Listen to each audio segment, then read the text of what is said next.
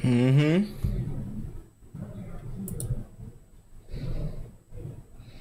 Yo, hey, bitch. Okay, look. Hey, check this out. If you watching this after it was already fucking streamed, and as you watching it as a YouTube video, skip ahead, cause I'm gonna wait on my people. We've been talking a bunch of shit. Get straight into the meat and the beans of this shit. Skip up. But if you watching this on fucking stream, bitch, I'm here with you. I'm here with you. God damn it.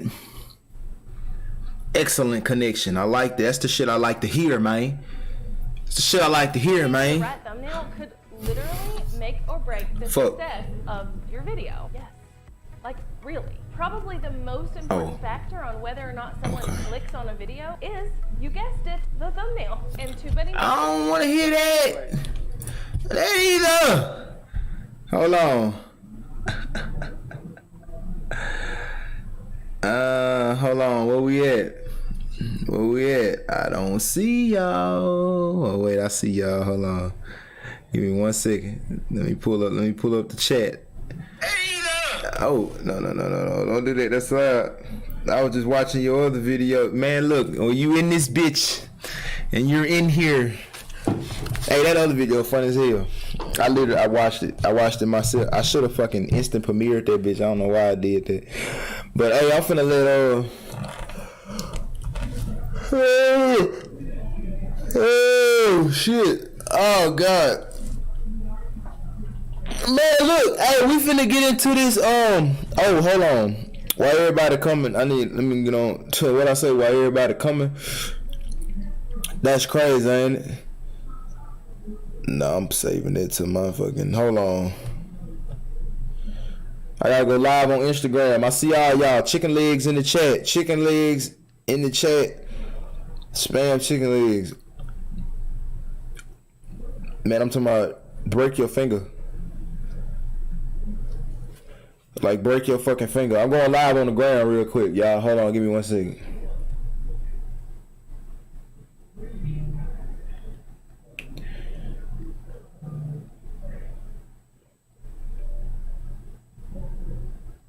Hey, what's good with the Instas?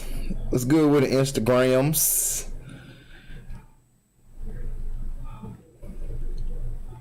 Hey, I'm streaming right now. If you on Instagram watching this, YouTube link in my bio, bitch. Hey, yeah. Hold on, where we at? So, hey, we finna stream day 2 of this bitch. Hey, we finna stream. Hey, if you on Instagram right now, go click the link in my motherfucking bio on Instagram and go join the stream on YouTube because we finna get straight into this. We finna stream the King Von documentary debate day 2 because they was talking about this yesterday. We saw like an hour and something and whatnot. So yeah, we finna get right into that. Hold on, I'm adjusting. So if you're on Instagram watching this, go to my YouTube channel. The link is in my bio. Here go my YouTube channel right here. Hold on. There you go right there. There you go right there. Y'all go subscribe on YouTube. The link in my bio. Join the stream. I'm finna hop up off here. We streaming the King Von, Academics, Trapalore Ross, and Van Lathan and Chicago Dave debate on this King Von documentary. Hold on. So yeah, I'm finna get up off here. Cause I'm on this bitch. YouTube, I see y'all. All them fucking chicken legs. Yeah, that's what I'm talking about, bitch. I'm gone. Y'all come on YouTube. Discard this shit. Yeah, monster shit. Hold on, let me put the chat where the chat's supposed to be. Up under me. That'll work. Alright, y'all, hold on. Everybody on here, hold on. Y'all, hold on. Give me 1 second. I gotta mute the mic because I need to do this video. Because I gotta post it on the ground.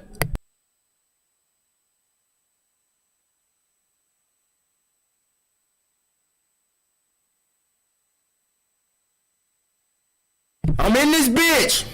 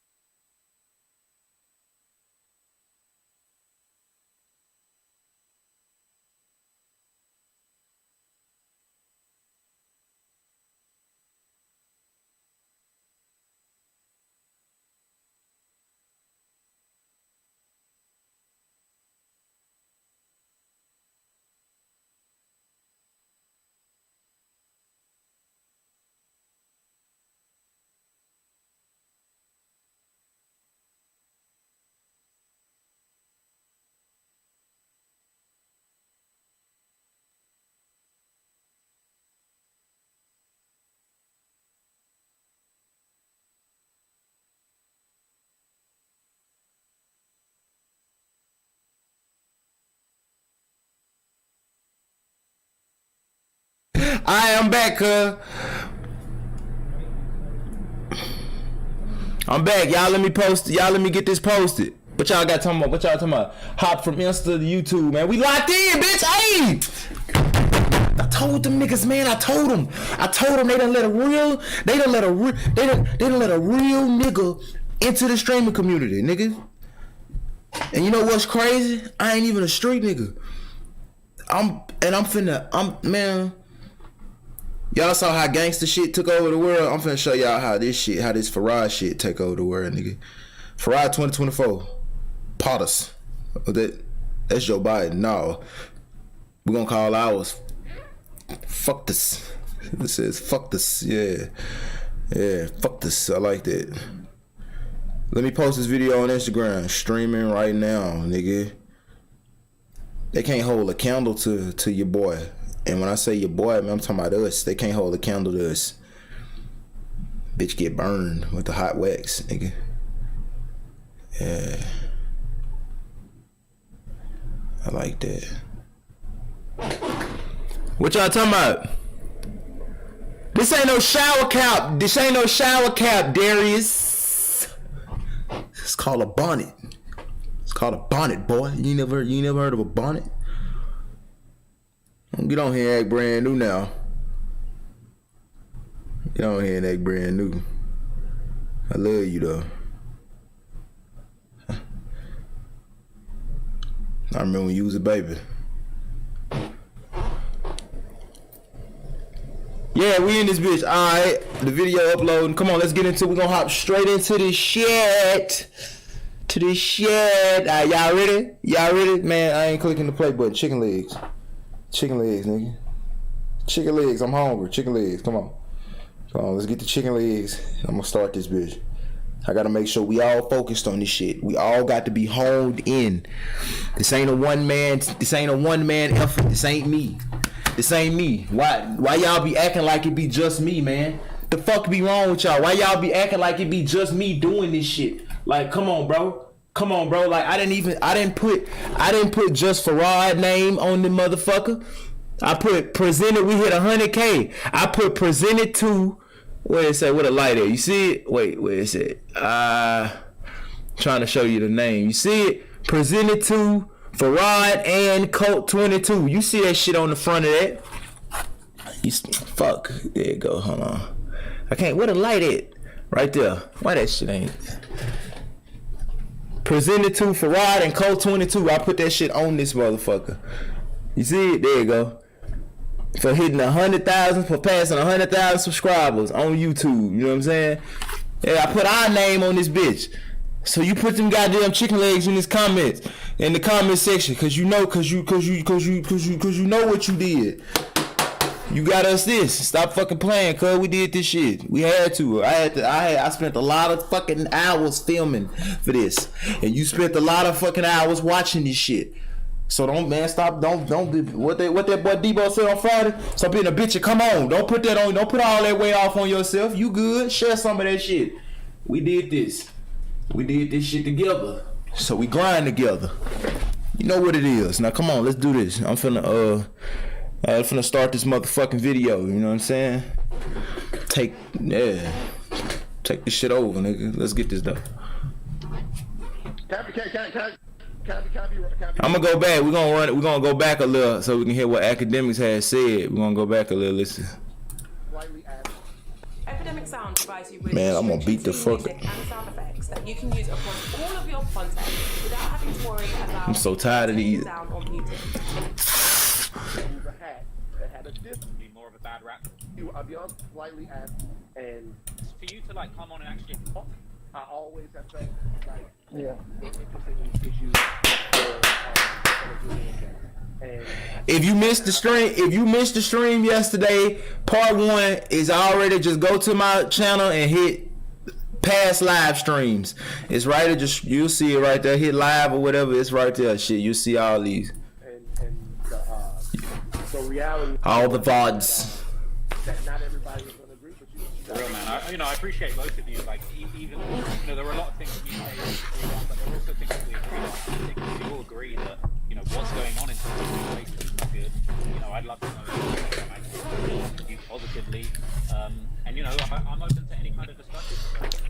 appreciate there's a positive side and there's something positive to come out of this, but at the same time, like, you know, I feel like there's some positive. maybe bad rap than I deserve. I fuck with Trap Lord Ross, man. That's my boy. So, you know, I really appreciate this. Dave, for you to like come on and actually have an open conversation with me and not kind of just shout me down, you know, I really appreciate that because I think we're getting some understanding. You know, maybe I could come to Chicago and meet you. There are a lot of people in my DM saying they're going to smoke me if I come to Chicago. So Hey man, make sure I'll be honest about that, man. That can happen. Me and Van talked about this before. So Chicago a tricky place, man. You just gotta be careful with the people that you deal with. You know, backdoor is a sport in Chicago. You know what I'm saying? And people would love to put you on the documentary. Just know that. The same way they love to put academics on what. It's, bro, I know it's true. All right. They was asking. You know, I'm gonna be honest with you. I enjoyed this debate. I'm gonna be honest though, because I've been in a bunch of these before and I've never shied away. I think the context and the pretext that y'all were debating, like, you know, I warned Trap Lord Ross, but I was actually wrong. I need YouTube Premium. The majority of people, you're either gonna have a bad faith debate about Juan or be completely delusional, or you're gonna have to be forced to be acknowledge certain uncomfortable truths. And to be honest, like, you know, salute to my man Dave, but like, you know, the moment I heard he said, yo, maybe when Vaughn was talking about bodies, he was talking about the chicks he smashed. I said, oh, we got it. Like, you know, it's like, that's being willfully ignorant. It's being willfully ignorant about if people in the UK. Hold up, shout out to all my people on Twitch, man. I got 3 of you motherfuckers. Hey, I'm with y'all. I'm with you. With you. They ain't even left a comment, and I'm letting them know I'm with them. I'm with y'all. I see y'all. I'm looking right in your motherfucking face, boy. I'm with you. Now let's get back into this. I just had to let them know. I don't want to do the thing, but we grateful over here. So yeah, we locked in. Come on. Read through and decode what this person admits. And it's also my boy XO. Brother, you can't tell me you're on Chicago and you're playing games. So now we're not even having a debate. Now we're not having a debate. Now we're having a okay. And by the way, this is the easiest thing. They do it to me too. When we can't debate you, we're gonna just say you're the police. We're gonna call you cops. How can I be a street nigga and get on here and say, hey, he bodied somebody? That's exactly what I said yesterday. I'm gonna reiterate this part. When bro, soon as he said, "How can I be a street?" What they say? Oh, okay. He said, "How can I be a street nigga and get on here and say he bodied somebody?" Fam, because you would have to like. Trap Lord Ross is basically alluding to the fact that it looked like Vaughn bodied people the way he said he did. I did. Now, if that's what Trap Lord Ross is saying, like, I'm just putting this shit out there, and based off how it looks, shit, that's what it looked like. Using common sense here. That's what academics is saying. That's what Trap Lord Ross is saying. Hell, that's what everybody's saying. But what Dave is saying, the dude down there with the hat on in the black shirt next to academics, what he said is,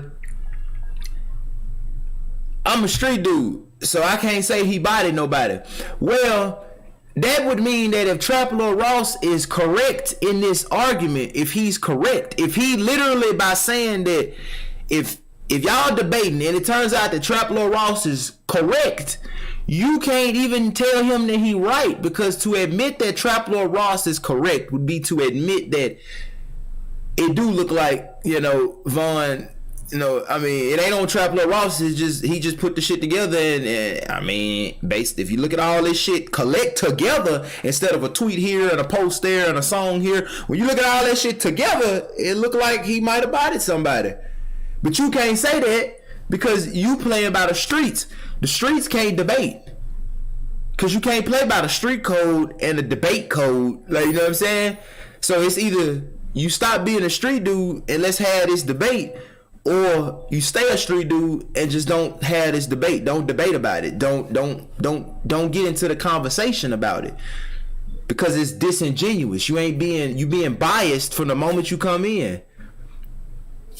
You're on the street side as soon as you come in, and the streets don't like no cameras. They don't like none of that. They don't like, it don't matter what the fuck that Trap Lord Ross said. Trap Lord Ross could have been 100% respectful. He could have left out shit. Anything that did not glorify the shit Von did and talked about is bad. The streets don't like that. And if you on the street side, then you already biased. There's no conversation to be had, because, you know what I'm saying? You ain't gonna never admit if I win. And if you win, I can say it, and I gotta say it. But if I win, you can say it, but you won't say it, because then, like, a street person can't debate in this conversation. You know what I'm saying? So I'm supposed to be like, oh yeah, he killed the motherfucker. When you in the streets, you don't tell it. You don't talk about no shit that's in the streets. You don't get on the internet and talk about that. That's where I come from. So I would never get on here and mention nothing about nobody's bodies or nothing. Even if I was right there when they murdered the motherfucker, I'm not gonna speak about it. Well, that's what I'm saying. The conversation. Somebody said, see, read that comment. Somebody said you're in the live though. You get what I'm saying? Like all these comments right here, literally, that's all they saying. Genuine, because you come into the conversation saying that what Trap Lord Ross did, and look at this shit. As a serial killer. He said, you on the internet. Like, you know what I'm saying? Like, we on the internet. Like, that's what we, you know? It's not the victim. The 7 people or however many that he may have been accused of or to be the suspect of being killed or killed, those are the victims. So you're he was the victim. The victim is not one. Can I be real with you though?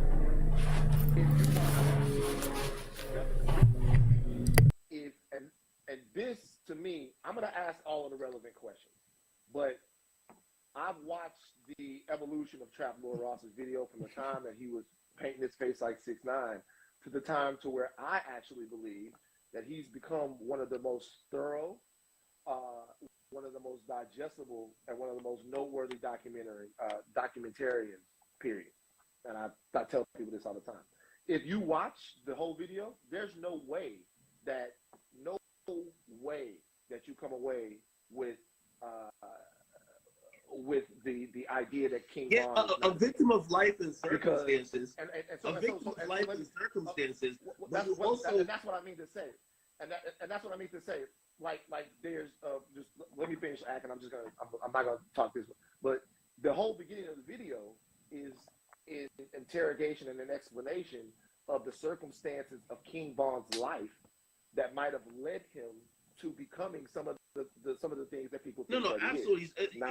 Most people that come from any impoverished background or any background or area where there's a lot of violence, they're probably a victim of that. That's not what obviously you kind of maniacally enjoyed the fact that he has the power to kill and that he did kill and bragged about other killers and bragged about inflicting hurt and pain. That's a little bit different, but even beyond that, that's what I was just saying about even this debate. I'm like, if you're going into it saying that everything was wrong, I think that's also being not only disingenuous to like we got like we don't have to be police, right? We don't have to solve crime. But if a dude is basically just giving us all the clues and it matches up with everything, like come on, we don't gotta admit it, but it has to be understood at least. So then when it always stops here. My approach, which is a little bit different than Trap Lord Ross's approach, is I'll admit some culpability, and the culpability I've always admitted is that, by the way, what I do with Trap Lord Ross is slightly different.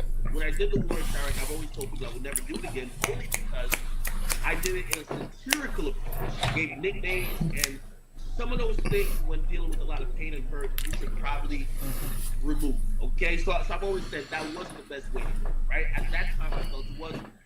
In hindsight, I would have done it. But I still defend, whether it's me, Trap Lord Ross, or anybody else. Like, you gotta realize, like, King Von made a whole a career worth tens of millions of dollars off of facts, crimes, and bragging about all the violence he did. You can't tell me that because he's entitled to that, the victims don't get any type of, by the way, imagine being a victim or a family of one of the victims, And the dude who allegedly did something to your relative is the biggest rapper from your neighborhood. There is no like, payback for that. They don't get anything. So it's kind of like, it's odd when y'all point out, like, yo, you're not from Chicago, how could you talk about it? You're from the UK, how could you talk about it? Well, it's always thinking about the person who's probably already inflicting all this violence. Nobody, like, the whole conversation we having, it would be different if we start talking about the 7 people, right? But most of it is about Vaughn's injury. Did he do it? Did he not do it? Is he charged? Is he not? What about the actual people who clearly were victims? Okay, what about the people who he built a career off bragging about them? What about that? Right? Because there's a bunch of those people. Are we ever going to talk about that? And then the last thing, because I want to just suck all the air in the room. The last thing always comes to this. I love these conversations, and I always get to I always like to join them because I want to show that we need to progress. Like, for example, son of a bitch, I ain't hit record. Fuck. Am I gonna be able to? Nah, I just do it like this. Fuck, man. Hey, look. Damn, what I can do. Look, if you watching this after it was already fucking streamed, bro, I literally didn't record like fucking, I swear to God, about 6 minutes. You good? You good? You straight? Just listen. If you missed part 1, it's already on the it's already in the live stream, past live stream playlist on the channel. But this where we're gonna pick up from, cause this is why I started the recording it. God damn, that's crazy. Y'all missed like 6 minutes. Everybody who didn't watch this on stream. But if you watching this live right now, you good. Damn, that's crazy though. If we're all, and that's what I'm saying about being this continuous conversation, if no one's willing to concede, we're just gonna be here just like talking at like brick walls. The reason why man. I'll admit that, the way I handled the media for that time in the war in Chirac wasn't the best. It's because I'm hoping other people are gonna say, fuck, I gotta go back because they gotta hit it. I'm sorry, I gotta go back. We gotta go back a couple minutes. We gotta go back. Fuck. I'm sorry, man. I'm sorry. Them fucks keep coming out. Jesus. We're gonna skip up. The same way they love to put academics on what? Right here, we'll just start right here, and I'm gonna say what I said again in a minute. No, I'm gonna be honest with you. I enjoyed this debate. I'm gonna be honest though, because I've been in a bunch of these before and I've never shied away. I think the context and the pretext that y'all were debating on was just like, I warned Trap Lord Ross, but I was actually wrong. There's like zero way to defend Vaughn in the majority of things you talk about. You're either gonna have a bad faith debate about Vaughn or be completely delusional, or you're gonna have to be forced to be acknowledge certain uncomfortable truths. And to be honest, like listen to my man Babe, but like the moment I heard he said yo, maybe when Vaughn was talking about bodies, he was talking about the Tixie smash. I said, oh, we got it. It's like that's being willfully ignorant. It's being willfully ignorant about if people in the UK could read through and decode what this person's admitting, and it's also matching up with actual crimes. Brother, you can't tell me you're on the Hey, hold up! Hold the fuck up! Wait a minute, my boy. Hey, what is OMG is what? Hey, man, my boy BD and CEO. What up on Twitch? I see y'all. We're playing games. So now we're not even having a debate. Now we're not having a debate. Now we're having a okay. And by the way, this is the easiest thing. They do it to me too. When we can't debate you, we're gonna just say you're the police. We're gonna call you cops. How can I be a street nigga? Get on here and say he bodied somebody. So I'm supposed to be like, oh yeah, he killed the motherfucker. When you in the streets, you don't tell us. You don't talk about no shit that's in the streets. You don't get on the internet and talk about that. That's where I come from. So I would never get on here. And like I said, I'm really finna repeat this for the people who watching this after it was streamed. But for all y'all that's on the stream right now, y'all heard this shit. But like I said, for y'all who I took it back for, y'all, hey bro, listen to me. Like I said, then you can't be on the debate then. Because if you a street dude and the dude that you debating is saying that, hey man, based off when we look at everything Von tweeted, everything he said, all his music, when we look at all that shit together collectively, it looked like he was really doing this shit. You know what I'm saying? That's what it looked like. That's why we liked him, because he was the realest. We liked him because we really believed the shit that he was saying. But now that he dead, we ain't supposed to believe him no more. You know what I'm saying? So if we gonna pretend like if that's what I'm arguing, and you arguing that I'm wrong, in this argument, you can't say I'm right, because if you say I'm right, then you would have to say that, yes, you are right. I lost the debate. It does look like King Von, it does kind of look like King Von really did all the shit he said he did. But see, if you was to say that, that would make you a snitch. So if I am right, you can't even tell me that I'm right, because you playing by the street code trying to have a debate. So the only person who really can win the debate is you. Because if I'm right, you can't tell me. That's why Act just said we talking at, we like kind of, before I took it back, he was saying, that's why it sound like we just talking at brick walls, because nobody is willing to say that I'm wrong. And the person that's really wrong in this debate is the streets. The streets is wrong. But the streets ain't gonna say they wrong, because if the dude down here that was just talking right here, if he represent the streets and he say the streets is wrong, it do look like that, that'll make him a snitch. So if you can't be in the debate, then if you playing by a set of rules that won't let you come in, that allows you to come into a debate and not have to say the other person is right, then you don't need to go debate, because you ain't playing by the rules. You trying to play by your rules. I did DM you, Blanco. Hell no. Check shit. Nope. I knew your ass was going. I knew you was coming. I said watch this nigga pop up in here as soon as I. Nope. Got your ass right here.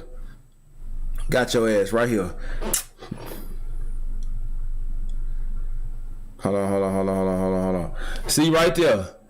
I DM'd your ass right there. You don't see it? You see what it say? What I say? I say finna hop on at 2:28. I did DM you. But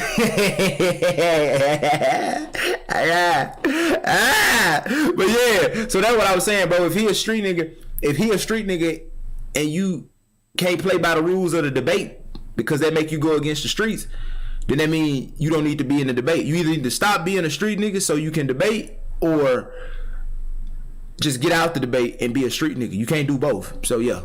Yeah, and Mitch, nothing about nobody's bodies or nothing. Even if I was right there when they murdered the motherfucker, I'm not gonna speak about it. Well, that's what I'm saying. The conversation is disingenuous, because you come into the conversation saying that what Trapper Ross did and framing Vaughn as a serial killer is unfair. You say, fuck you, I forgot to turn on my IG notifications. Hey, I'm up one on that one, bro. He was a victim. Oh shit. Can I be real with you though? If Fuck. you watch Ross's video, it doesn't come off like that. And this has all of the relevant questions. But The relevant question. Hell, the relevant question would be to ask, bro, if you a street dude, why is you in the debate? That would be a relevant question for Dave down here. If, as a moderator, if you a street dude and you ain't, the streets don't like people talking, but we in a debate where we gotta thoroughly talk about shit, why you in the debate if you a street dude? That don't make sense. That mean you're not allowed to debate. That was a relevant question, but he ain't finna ask that. He finna ask some other shit though. Trap Lil Ross's video from the time that he was painting his face like 6ix9ine, the time to where I actually believe that he's become one of the most thorough, one of the most digestible, and one of the most noteworthy documentarians, period. And I tell people this all the time. If you watch the whole video, there's no way that you come away with the idea that King Von a victim of life and circumstances. A victim of life and circumstances. That's what I mean to say. What I mean. Let me finish acting. I'm not gonna talk this. Fuck. But the whole beginning of the video is, and interrogation and an explanation of the circumstances of King Von's life that might have led him to becoming some of the things that people think No, that he absolutely. is. You Now know, you got it. most people that come from, you know, any impoverished background or any background or area where there's a lot of violence, they're probably a victim of that. That's not what, you know, obviously if you watch the whole thing, you saw somebody who kind of maniacally enjoyed the fact that, you know, he had the power to kill and that he did kill and bragged about other killers and then bragged about inflicting hurt and pain. Is that loud enough? But, you know, even beyond that, that's what I was just saying about even this debate. I'm like, if you're going into it saying that, you know, everything was wrong, I think that's also being not only disingenuous to, like, we got common sense here. We're not gonna, I got you. Police, right? We don't have to solve crimes.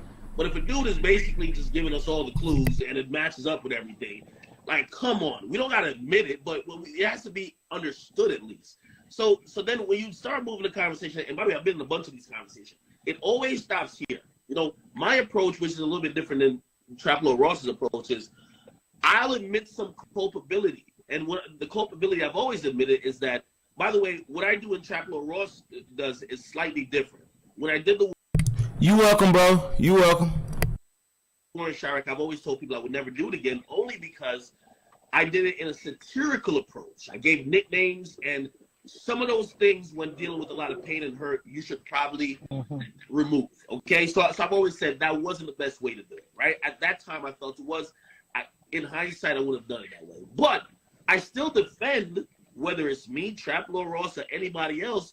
Like, you got to realize, like, King Von made a whole a career worth tens of millions of dollars off of these crimes and bragging about all the violence he did. You can't tell me that because he's entitled to that, the victims don't get any type of, by the way, imagine being a victim or a family of one of the victims, and the dude who allegedly did something to your relative is the biggest rapper from your neighborhood.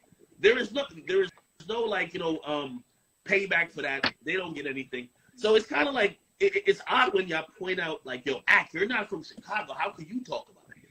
You're from the UK. How could you talk about it? Well, it's always thinking about the person who's probably already inflicting all this violence. Nobody, like, the whole conversation we having, it would be different if we start talking about the 7 people, right? But most of it is about Von's image. Did he do it? Did he not do it? Is he charged? Is he not? What about the actual people who clearly were victims? Okay, what about the people who he built a career off bragging about them being dead? What about that, right? Because there's a bunch of those people. Are we ever going to talk about that? And then the last thing, because I want to just suck up all the air in the room, the last thing always comes to this. I love these conversations, and I always I always like to join them, because I want to show that we need to progress. Like, for example, if we're all, and that's what I was saying about being disingenuous to a conversation, if no one's willing to concede, we're just going to be here just like talking at like brick walls. The reason why I always say, okay, I'll admit that, the way I handle. Exactly. That's what I was just saying. Like, if ain't nobody, Trap Lord Ross ain't gonna say he felt like he was wrong, because shit, he talked about how these areas play a part in people growing up the way they grew up. He talked about that. He talked about all that shit. Now, what he didn't do was get on that bitch on the King Von documentary and be like, King Von used to love to play soccer ball. He didn't get on there and do that. And that's why people mad, because he didn't get on there and talk about how, he was, he was talk about King Von before he became who he was. But that didn't matter, because we looking at who he was at the end. We ain't looking at shit. Hell, if that's the case, every documentary about Adolf would be about when he was a baby. Not about all the fucking Jews that happened. Yeah, none of that. But it's not about being good or bad or hating somebody. But that's just about looking at what they left behind. You know what I'm saying? In terms of that shit. But Trap Lord Ross ain't gonna admit he wrong, because shit, he was real light. He didn't make fun of nobody. He didn't play around with it. He just like, hey, look at this and look at this. This shit look crazy when you put it together. And Van ain't got no like real point, so he moderating, so he ain't gonna say he wrong, cause what he talking about. Ack ain't gonna say he wrong, cause he's saying the same shit Trap Lord Ross said, which is actually sounds right. And the dude down here in the all black shirt with nothing on it, with the black and red cap on, Chicago Dave, shit, he ain't gonna say he wrong because he actually is wrong. But the streets won't let him say he wrong. If he say he wrong, then he'll snitch. So if ain't nobody gonna say they wrong because all the other people ain't wrong and the person who is wrong can't say he wrong, what the fuck we just talking to a brick wall? Like what the fuck are we talking about? You know what I'm saying? So boy Blanco, you crazy. That man said he must have had a, you know what I'm saying? Like making a fucking documentary about Hitler, talking about some when he was a little boy, he used to just love ovens. Like, come on, man, with that shit. Like, you would, nobody would ever do that. Like, for Hitler. Nobody would ever do that. But we'll do it for drill rappers when they die. Like, I ain't gonna talk about the music that he made and the tweets that he made. All that shit was just fake. We ain't gonna talk about the shit he said with his own mouth. That's fake. But let's talk about the real stuff. He liked to play soccer ball when he was a kid. Like, I mean, shit. Come on, man. Like, are we here to have a conversation with logic, or are we here to just politic and play around? You know, it's a double standard. It really is. The media for that time in the war in Iraq wasn't the best. It's because I'm hoping other people are going to say, well, these things aren't as well conducive to trying to stop the violence, but no one stops there. People usually lump all the blame on the media, right? Yo, it's people like me or Trap Lord Ross why people are sliding. Are you kidding me? You tell me that when Lil Durk drops like 15 names and just put on his Instagram story, actual real situations. Facts! People like me or Trap Lord Ross. Yes! I keep naming people we don't know. We gotta Google. You know, like we're like you know the funny thing is people think that Trap Lord Ross has like a PI, like a private investigator, or like some type of like cooperative Chicago. Yo, he's Googling. He went through a Twitter feed. You know what I mean? Like he's looking up Chicago Tribune articles. It's not that hard. You know what I mean? Like these coded messages to think that you know crime is contained within a community, and that if anybody else decodes these simplistic ways of how.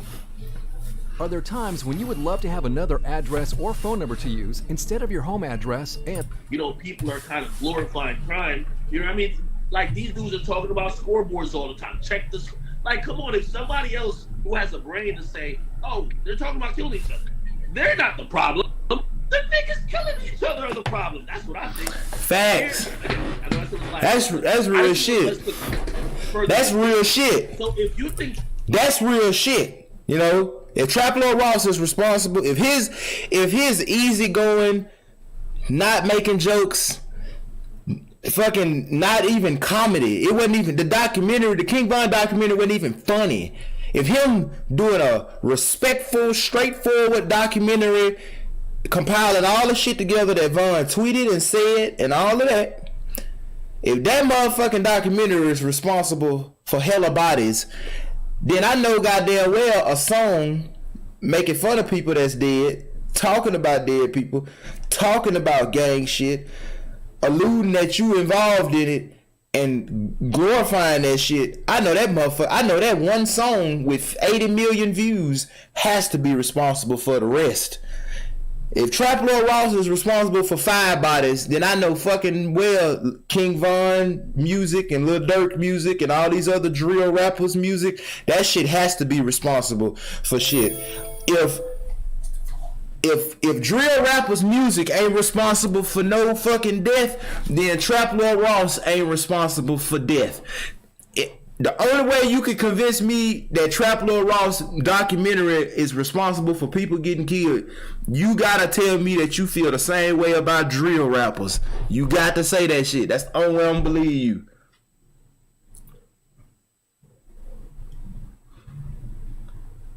Yeah, Blanca, you're right. I agree with that. Trap Lord Ross is wrong for making this video. I would ask you this. Do you think Lil Durk is wrong for continually making music, stoking a fire, and also laughing at people who died? If you do think that, because I think we should come to some type of agreement, right? Because I've seen somebody even write an article recently. They're like, academics still has the war in this Iraq channel. Would you then say that all music that stokes the fire, or YouTube videos, or YouTube commentator commentators who are instigating for it. Would you say all of that should be banned, not only by whether it's YouTube, maybe platforms, Spotify, Apple, Pandora, Amazon? Also, should we then hold the labels accountable? They should not be giving out tens of millions of dollars that's funding black genocide. Do we ever get to there, or we just stop at Trap Lord Ross made a 3-hour video, and you know what? Yes, clearly it's bringing a problem. I look at it as it brings it into focus, right? Facts. I think it brings it into focus just for the aspect of like glorifying it or the voyeuristic, like, you know, like weird shit. I think it also brings into focus to say, while you guys laugh and dance to this drill music, that sounds really good. Should Have Ducked is one of my favorite songs. I hate to say that's crazy. What do you say? Yo, Farad, I've been watching your content for a while. Now, my boy, you funny as fuck, and you low-key a genius. It's funny because as soon as I became a pacifist, I seen you were on the same type of shit. You were on the same type of thing. Hey! I love you, my boy. I appreciate you being here. That's hard, though. Hey, maybe just divine timing brought us together, my guy. Now we locked in. It is celebrating Black Death. So what do you want to do? Are you going to then approach the mayor? And I'm not talking about you specifically. I'm talking about us collectively. Are we then going to start approaching the mayor? Nah, hell no. What he just say? I don't like that. I like act, but I don't like how you did that. Don't back up off that gas pedal. He gonna say, are you gonna approach the mayor? No, I'm not talking about you specifically, but us collectively. Motherfucker, in order for us to do something collectively, a bunch of people gotta do it specifically. In order for 10 people collectively to go do something, each of them has to do it individually. So, fuck that. If you talking about us collectively and he a part of the collective, you do mean him. Yeah, motherfucker, him. Or is Chicago Dave gonna approach the mayor? Is Act gonna approach the mayor with Chicago Dave? Is a couple other motherfuckers? No, fuck that. No, I hate when people like to say, I ain't talking about you specifically. I'm talking about everybody. No, motherfucker. In order for a group of people to do something, a bunch of individual motherfuckers got to do something. Nothing happens collectively unless something happens individually. Fuck that. I ain't gonna let him back up off that. So, My bad. so AK, I want to say this, right? So you mentioned Dirk. When Dirk put these lyrics out here to the world. What he gonna say? Dirk put those lyrics out there. What he gonna? He was a street nigga. When Trap, man, you start speaking on it, it's like these niggas nerds. That's how the streets looking at it. And it's like when y'all create these videos and niggas slide to y'all videos, street niggas like that. I had to pause that shit. Did this man just say, well, Dirk can keep the violence going because you know he used to be part of the violence. He can keep it going because he played that game. See, Trap Lord Ross and the academics, y'all don't play that game, so y'all can't keep it going. Well, the record label don't play that game either, but they give these motherfuckers tens of millions of dollars to keep rapping about that shit. So why the record label get to play the game? The record label get the shit. They make billions off the shit. They ain't in the streets. Oh, but so are we against people making money off of fucking black genocide, or are we not? Or can selective people make money off of it? What's going on? He just repeating the same shit over and over. He should have like what is this? Like what are we talking about? So Dirk, so the shit you had a problem with Trap Lord Ross doing, you had a problem with it because Trap Lord Ross, see, that's how I like this type of shit. Y'all know your boy like to talk. I like this shit. So So you didn't. So his see, I caught his ass. Y'all see the black right here. See, look at my mouse on the screen. You see your old boy right here? Got his ass. I got his ass because when he told Trap Lord Ross why he had a problem with Trap Lord Ross, he said I got a problem with it because what that man had said. He said you stoking the fire. People been forgot about the beef and shit.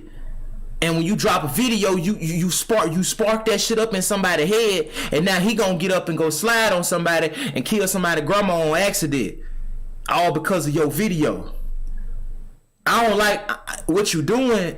I ain't hating on what you doing, but you stroking the flames. You fanning the flames. You keeping that beef going on by making YouTube videos. That was his problem with Trap Lord Ross. Okay. Now, with that being said, how is that your problem with Trap Lord Ross? But when academics throw that shit back, that same logic on Lil Durk, you say, well, see, that's my problem with Trap Lord Ross. But see, now my problem is that he gonna move the goalposts. Now my problem is that not that people stroking the flames. See, you can stroke the flames if you a street dude, but if you ain't a street dude, you can't do that. So what are we talking about? Do we want to stop the fucking violence, or do we just want to let people keep doing what they want to do as long as they involved in it or connected to it? And that's hypocritical, because the labels ain't connected to it, but they making billions off motherfuckers' pain and suffering. So like, what the fuck are we talking about? Twitch? To my 2 people over there on Twitch, what the fuck are we talking about, gang? To my people, to my fucking, how many people? To my 13 people on YouTube, what we talking about, gang?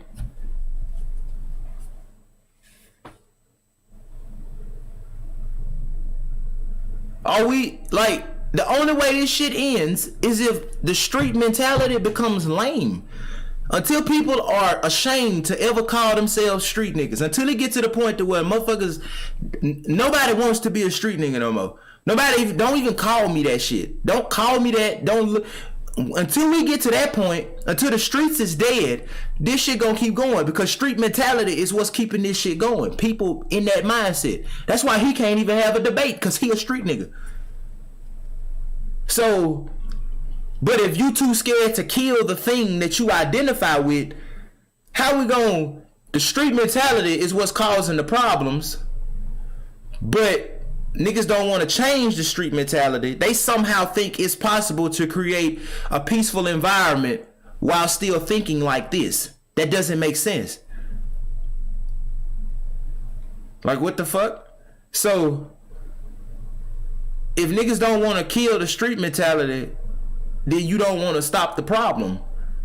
You just want to let the problem keep going and only make sure the people who responsible for the problem keeping going is the people in there. It's like you want to just put a gate around Chicago, put a gate around the hoods, make sure only people that can live here is gang members, and let them do what they want to do in them areas. But that shit'll never happen. Nobody will ever, they'll never be like, what the fuck? Like, that don't even make sense. Like, that, what is we talking about, man? I'm telling you. What the fuck is we talking about? You see what I'm saying? Hey, I could keep going, but I don't want to talk y'all to death. But damn, like, I could tear this shit apart. But let's keep going. I already did. Damn, y'all slide to these goofies. Y'all listen to the DJ Academics. Yeah, you gonna slash the dirt. It's different. He a street nigga, so it's like, it's a disconnect there, because it's like, y'all don't understand us and we don't understand y'all. These niggas, they really in the midst of this shit, and you not. They not laughing and making no jokes when they slide. Y'all laughing, making money when people die. So, but Lil Durk is laughing when he making music. When Lil Durk shit in that song where a fucking King Von said Wooski still twitching, this nigga was laughing, talking about a nigga who got shot in the. A person got shot in the head and almost died, and that nigga was laughing. And then he dropped a song and made bands off that shit. So he was laughing and making money. What the fuck? Like what the fuck? Twitch. To my 2 people on Twitch. What the fuck hey, my 2 guys over there. What the fuck are we talking about? What the hell? Read the comments on this live too. Y'all see the live right there? Right here? On Instagram live? Read them comments. That shit crazy. Like what? Dave ain't making no sense. That shit crazy. Man, hey, that's my guy and all, but fuck. That shit crazy, man. Damn, bro. What the hell? So it's a big difference. So we looking at DJ Academics like, you ain't even been in the middle of this shit. You don't even understand none of this shit that's going on. You making all the videos, you talking all this gangster shit, because I see you talking about a lot of motherfuckers, and you talk a lot of gangster shit, but I know you ain't no gangster. And that'd be weird to niggas that's from the streets, that's really killers, that's really out here, when they hear somebody that don't do this talk like that. So it's like, hey, brother. Hey, wait, hold on. Not to cut you off. Right, so, hold on. Nah, fuck! Why he stop him? Fuck! I want to make sure that something happens here. What? The 3 people on this live right now, I fuck with. I get all kinds of shit fucking with Ash. But I've been fucking with that. I fuck with Dave. I fuck with Ross. I want to make sure that in the midst of this conversation that we maintain a certain level of maturity, respect, and reverence for each other. All right? I just want to make sure. Ross is in England. He came here to do this. Dave is in Chicago. Mac is in. I'm not gonna drop his location because he got too many hours. I'm in Los Angeles. Oh, I'm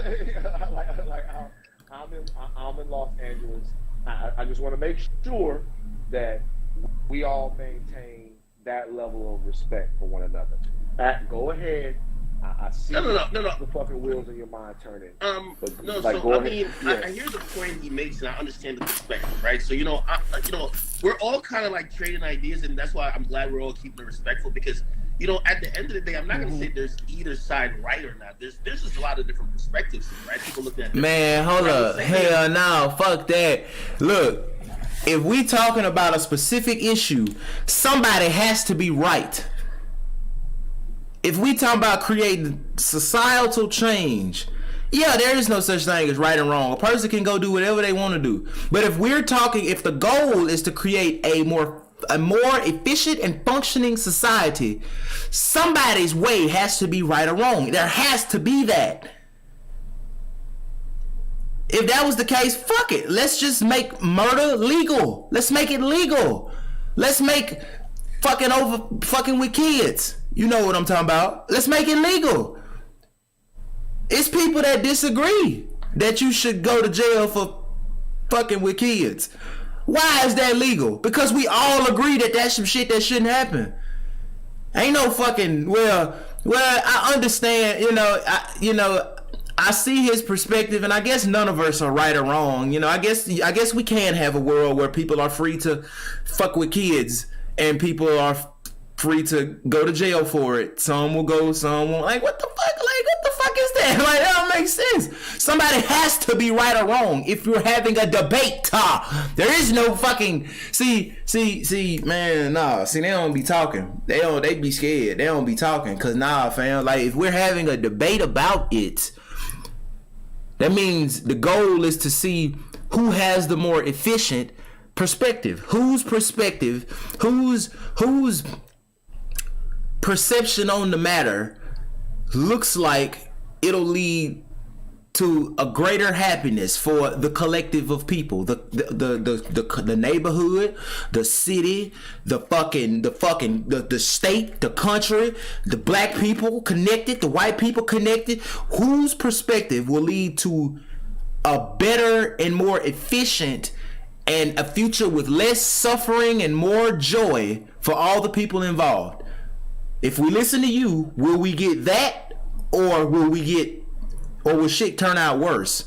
And if we listen to you, who should we listen to if we want this shit to turn out better? And in order to pick that, somebody has to be right or wrong. What the fuck? Like, you know what I'm saying? So yeah, that's crazy. If he gonna say ain't nobody right or wrong, man, bullshit. Well, we ain't debating then. We just fucking shooting the shit. Somebody spark up a cigarette and pass that bit. Ideas, and that's why I'm glad we're all keeping it respectful, because you know, at the end of the day, I'm not gonna say there's either side right or not. There's just a lot of man. Trap Lord Ross right. What I would say to him is this, right? I would understand and agree with the perspective if it was like, for example, there's killing happening everywhere. People aren't reporting on all killings and the nuances and the stories behind most of these killings for the most part, at least hip hop journalists, until multi-million-dollar careers are being created from the violence. So as you say, oh, they're in the middle of it, I would also ask you, do you believe that? Because the majority, like obviously there's a portion of drill music that really is because you're there, but a lot of drill music is because that's the content that sells. I don't think Dirk's reality is that, you know what I mean, yo, niggas better duck. I don't think that's his reality. Real talk. Like Dirk is a very real talk. Put the nicotine in rotation. Fuck that. He got it. But that's the music that stokes. Whatever your business needs, Vistaprint can print it. Like packaging from tape to thank you cards, or merch from t-shirts to cap. It's a particular passion, even in people like me, right? Where even if you've never lived it, that music is great. Like, you love it. So again, everybody plays upon it for business and to make millions of dollars, including the record labels, including the streaming platforms we're all on. Let's just be honest. So to say that, oh, the people who are rapping about it, they're only doing it because they're in it, that's cap. You get what I mean? These dudes are rapping about it, maybe initially. Like, you know, when you hear the story of, like, how, say, Chief Keef made his first hit, they're like, yo, at least that's what the story. What up, my boy? Yo, after one day they did some shit, you know, he just hopped on the mic and he was just trying to do something. That sounded organic. But that's far removed from what drill music is actually now. Drill music is a billion-dollar business, not only for the rappers themselves, the billion-dollar business for the labels and the owners that sign the checks. And people know promoting black genocide, whether you are still in it, whether you ever lived it, or whether you, on a voyeuristic level, you know, you have friends that live it or you've been around it, it is very lucrative. So for you to say, hey, there's still a difference, and by the way, I've always said this, Trap Lord Ross video has 2 million views. If you think about a song like Should Have Ducked, it's platinum. If the equivalent of that in views is 1 billion. So when you say you're the problem, well, what about a song that actually names the person and basically taunts him? Well, I always say the people who are upset at Trap Lord Ross or DJ Academics, they're always quiet when it comes to the rappers. They never say, hey, we should boycott this song. Hey, how about we stop? Hey, how about we write a letter, or how about, there's many ways to do it. If y'all write a letter right down to the CEO of Spotify or Apple, but I'm not a hater, so I'm not going to be promoting that. But according to the people who don't like what Bill Trap Lord Ross do and will want it to stop, if you would want all that type of stuff to stop across the board, you can easily contact Apple and say, hey, that song you playlisted is actually promoting the death of this person and blah, blah, blah. But nobody actually goes that far. That's what I'm saying. These conversations, on face value, they look good, but it does nothing because we stop short of addressing any problems. And by the way, I'm not saying the problem is Dirk or anyone else who does drill music. It's systemic issues, but we never get that far because you know what? We got a white dude here who seems like he's not in the culture, making a video that's very viral about our culture. We could just stop by saying he's the problem. Facts. So Ross, you want to jump in? I got something to say, but Yeah, I think it's really interesting because I think the one argument that a lot of people kind of really gloss over when it comes to this stuff is like people want to blame me, but then they just completely skip over the labels. And there's been a lot of hate to labels, not just for like promoting the gang violence, but also like kind of promoting all of this drug use and death, you know, whether it's the Juice WRLDs or the Futures. When it comes to labels, they really don't seem to care about, you know, whatever they're putting out, whether it's the black community or just the music listening community in general. You know, the record labels don't seem to care whether they're telling a whole generation of people to listen, to take perks, to sit lean, to kill their ops. You know, these are major record labels, billion-dollar corporations backing this stuff and pushing it. And you know what, really, this was crazy because after I released my One documentary, I had a VP from Empire, his label, DM me saying he was going to fly to London and beat my face in. So you got record label execs sliding about this stuff, bro. Sliding. But like, honestly, the labels need to. Hey, by the way, talk about being disingenuous, right? I'll give you some sliding, right? If we talk about instigating or fanning or fuel, I heard Dave mention, hey, sometimes there's tension, and actually, if people just diffuse it or don't talk about it, it goes away. Okay, I'll give you an example. All them niggas in the Bronx that's beefing doing Bronx drill, Capital signed the whole, everyone. Okay? K-Fly got some. Here's the thing. When a record label basically then signs everybody doing the same type of music beefing with each other, and they give them checks, they're all now iced out. You think it incentivizes them to say, let me stop this in my ops and go sing to a girl? Or does it say, let me just my ops some more? Well, okay. So let's distill this and roll it back a little bit. All right. So I think we're actually talking about two different things here. Because if we talk about the crux of an issue, which is dysfunction in specific Black American neighborhoods, then there are all kinds of reasons why that dysfunction exists. If we're talking about the glorification of that dysfunction, that's a separate structural entity onto its own. And let me tell you what I mean by that. A corporation doesn't have any feelings. Like, this is something that was expressed when the baby got in trouble. And people were wondering, well, why do those corporations continue to play music, the baby's music, when it's talking about Black death, but if the baby talks about the LGBTQ plus community, then he's canceled. The difference is what the audience will accept. The audience will accept a specific type of music because, frankly, they're used to it, right? An audience, the LGBTQ plus community will not accept that type of conversation about them for an audience that does that because they feel like they make them unsafe. In the communities that we're talking about, being unsafe is kind of a part of the theme, right? So music that is unsafe or music that promotes something that's already going on isn't shocking to a lot of people. Now, let's say we put that to the side. The question then becomes, well, who should make a lot of money off that? That's kind of what we're talking about. Like, who should make a lot of money off dysfunction that already exists, that exists before I was born, and I'm the oldest guy on this call, before Dave was born, before Academics was born, before Trap Lord Ross was born. I agree. Who does it matter? That type of situation, yeah, where they can profit off of the Black. Yeah, there we go. Do it matter? So we either gonna stop everybody or we gonna just shut the fuck up, one or the other. We either gonna tell record labels, fuck that. Rappers, fuck that. Bloggers, fuck that. Or we just gonna say, okay, it's okay for everybody. Nah, but what we ain't gonna do is tell one person he need to stop and then tell the other person, well, you good though, you good. You can keep making the, okay, well look, touching kids is wrong. See, you need to stop that shit. But you can touch kids. That's okay. You do that. You keep doing it. And then go home and be like, man, god damn, there's so many kids getting touched in the world. We need to put a stop to this stuff. But you just told one person he can go do it. And you stopped another. So do you really give a fuck about all the kids getting fucked over? Or do you just care who doing it? Do you really care about the people in your situation, or do you just want to make enough money so you can get out that shit and run away from it? Do you really care about making the world better, or do you just want to make the world better for you? As long as you can fix it for you, it's straight. Yeah. But I wonder, is that what is Van finna say that? Nah, he probably finna go somewhere else with. Now, if you're saying right now that the labels should be responsible for that, they should, and they should be responsible for it because we say so. The label should be responsible for it because we say that this is exporting an image of Black people that we don't put up with, that we don't like.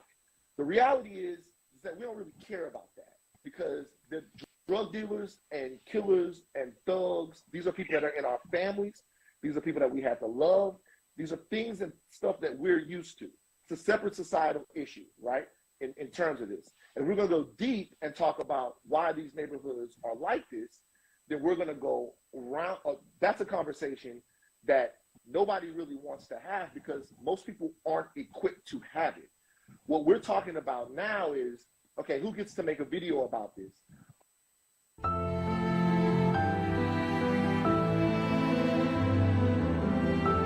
Who gets to make fun of this? Who gets to joke about this? And we can talk about what Dirk and them do and what the rappers do all we want. The reality is this. People are going to feel a way if you either make light or sensationalize the pain that exists in their neighborhood and you are not from there. If I made a video right now, a comical video. That's true. We can admit that that's true, but we also got to be able to admit that that's an issue. We can admit that that's true, but we also have to be able to admit the hypocrisy in that. And in order for that hypocrisy to stop, there must be an individual who holds that hypocrisy, like fucking Chicago Dave down here, and anybody else, in order for that to stop. Because if the hypocrisy don't stop, then that slows us from fixing the actual issue. So at first we need to get individuals who hold that hypocrisy to stop that shit, so that we can then get them to become part of the group that's taking a stance against that shit in all areas. If you want to go for the bloggers, they bow. Shout out to my boy Menace XP on Twitch. We can take it to the bloggers, then we can take it to the rappers, then we can take it to fucking the record labels. But what we can't do is make it all around one person. So we either gonna make it all about one person, be hypocritical, or we gonna get rid of the hypocrisy and attack the problem as a whole, or we gonna remain hypocritical and also just attack one person while letting another person keep the same problem going, showing that we don't give a fuck about the problem. We just care about who's doing it. We don't give a fuck about violence. We just care about who committing it and for what reason. We don't give a fuck about people dying. As long as the right people die. Like, what the fuck? Like, come on, man. Like, what are we talking about? We don't give a fuck about hate and vengeance and violence. As long as it ain't on me or the people I love. Because, you know, you don't love them people over there. So you don't give a fuck when they get fucked up. Like, come on, man. Like, what are we talking about? I'm gonna make that. That's my new catchphrase. What are we talking about? What we talking about? The fuck is we talking about? Yeah, cause that's all. That's people make me say that shit every day. Like, what the fuck is we got going, man? About how badass Hitler was. That shit crazy. Right? The people who have to live with the legacy of that are gonna say, even though it happened, we all know that it happened. It's clear that it happened. They're gonna have a problem with it. So the responsibility and the question becomes this. And this is a question that we've all had to ask ourselves. Me and the way that I cover things. I'm sure Ack in the way that he covers things. I'm sure Ross in the way that he covers things. When we are making whatever we're making, talking to whomever we're talking to, doing whatever we're doing, forget about Dirk. Forget about Vaughn. Let's not play the what about game. What about the rappers? What about this? What about that? What is your responsibility? What is Ross's responsibility? What is Ack's responsibility? What is Dave's responsibility? Yo. And if you say, I don't have a responsibility because the rappers don't have a responsibility, that's fine. I personally think that that's actually not taking responsibility or for who you are. I think that's what about it. Or what about these other niggas that's doing it? So what I'm saying is, I like this shit. You learned this from the war in Chirac. Forget about what they're doing, guys. People are talking about whatever. What do you Hold on. I'm glad you mentioned that. Talk about it, boy. Like, that's very important. But as I said, you can't. That's why these debates, I kind of almost don't even participate in, because they're all disingenuous. You're going to have people who are going to just blame you for murders. Oh, no, they're only sliding for you. Oh, you made a video. Oh, they're only... The violence went up when I stopped doing war in Chirac. What I'm trying to say is that when we're going to have people that are going to be woefully ignorant to basically almost deny that there's really issues there and just point at you covering it, or even if you like, they felt you were stoking it, they feel like you're the biggest problem. Like, I think that's problematic. But not only that, as we talk about maybe like who's the person who should least likely speak on these things, again, let's go back to the victims. Those 7 people who died, or anyone who died in that video, do you think they are more offended by Trap Lord Ross's video or that King Von? This all matters. You have to also think about it because we all glorify music. Music is a form of art that, if we could say the most heinous thing, music and comedy, there are 2 forms of art where any type of thing that happens, there's like we all glorify, we dance to it, we dance to some of the most hated songs. But we then have some type of morality when we see a documentary. Oh, why did you make this documentary? Maybe you're fucked up. Huh? Like, did you not watch the thing? Maybe the guy who killed 7 people was fucked up. Maybe that's what he's trying to bring awareness to. Like, how does this happen in American City? But nobody wants to talk about that. You want to talk about, oh, you're the white guy, or you're the guy not from Chicago. But the reality is that, like, we talk about that all the time. It's not about what people. Evan said, who? I feel you, man. Who? They blame me for all the murders in Chicago since 2012. Stop. Fuck that. Who? Fuck that. That boy got something to get off his chest. Then how do you know? You're doing this disingenuous shit. Are you saying, how do I know what? So listen. So how do you know who's talking about? When I was in Chicago, when I was there, I met with dozens of people who their entire life is dedicated to stopping violence in Chicago. So I'm not blaming you. Wait a second. Let me first of all, chill. I'm not blaming you or Ross or anybody. Somebody tell me a new. Somebody drop in the chat. What's a good GPU for this computer that I got? What's a good GPU to buy? Fuck that. Just tell me a good one. Just tell me a couple of good ones, cause I need a new fucking graphics card. What I'm saying is, even if you are not the reason why the violence in any place is happening, which you're not, that doesn't absolve you from responsibility in the way that you would either cover it or talk about it. I agree with that. Forget about as a conscious way. Right. So that's all that I'm saying. I'm not saying no one can credibly or intellectually blame you for the violence in Chicago, or blame Ross, or blame me for celebrities fucking up the whole time I was at TNT. However, I do say there is a way to cover something. I think nutritious and Trap Lord Ross did it. And then there's a way that's not. Oh, okay. I agree, but when I'm asking him though, is whether or not my thing with Ross, me and Ross talked about this. My thing is whether or not the way that he went about it, if he was willing to listen to any criticism about it, and he did, and he was. Dave, go ahead. I feel like Act don't want to take, and I ain't coming for you, Act. I just feel like you don't want to take no ownership with it. We in Chicago feel like you report all the bad shit, and I know it sounds so simple. You report all the bad shit, but you never report nothing good. Like, you don't fuck with Chicago. That'd be the whole issue with Chicago and academics. Cause alright, let me. I already know where he finna go with that. Hey, my boy, Only Trav 1 on Twitch. I fucking love you. Hey, my 2 people on Twitch holding it down. See, I already know where he finna go with this shit, and I might be wrong. If I'm wrong, I'm gonna come back and I'm gonna say I'm wrong. But I think he finna go with it. Man, you post all the bad shit, you don't post no good shit. Okay, check this out. We're talking about a bad fucking thing. You get what I'm saying? A very terrible thing. A city that is in fucking turmoil. Communities of people that need help. From the innocent civilians to the gang members, all these people need help. You know what I'm saying? We're talking about how to fix this bad thing. That's like you talking to your girl. He just did some shit that women do. Like, I'm not saying he a woman, but I'm saying he did some shit that women tend to do. And every dude know this. When you catch a woman in some shit and she don't take accountability, what's the first thing she say? When you talk about her cheating, she not gonna address her cheating and be like, yeah, you right, I did that, you know, I probably shouldn't have did it.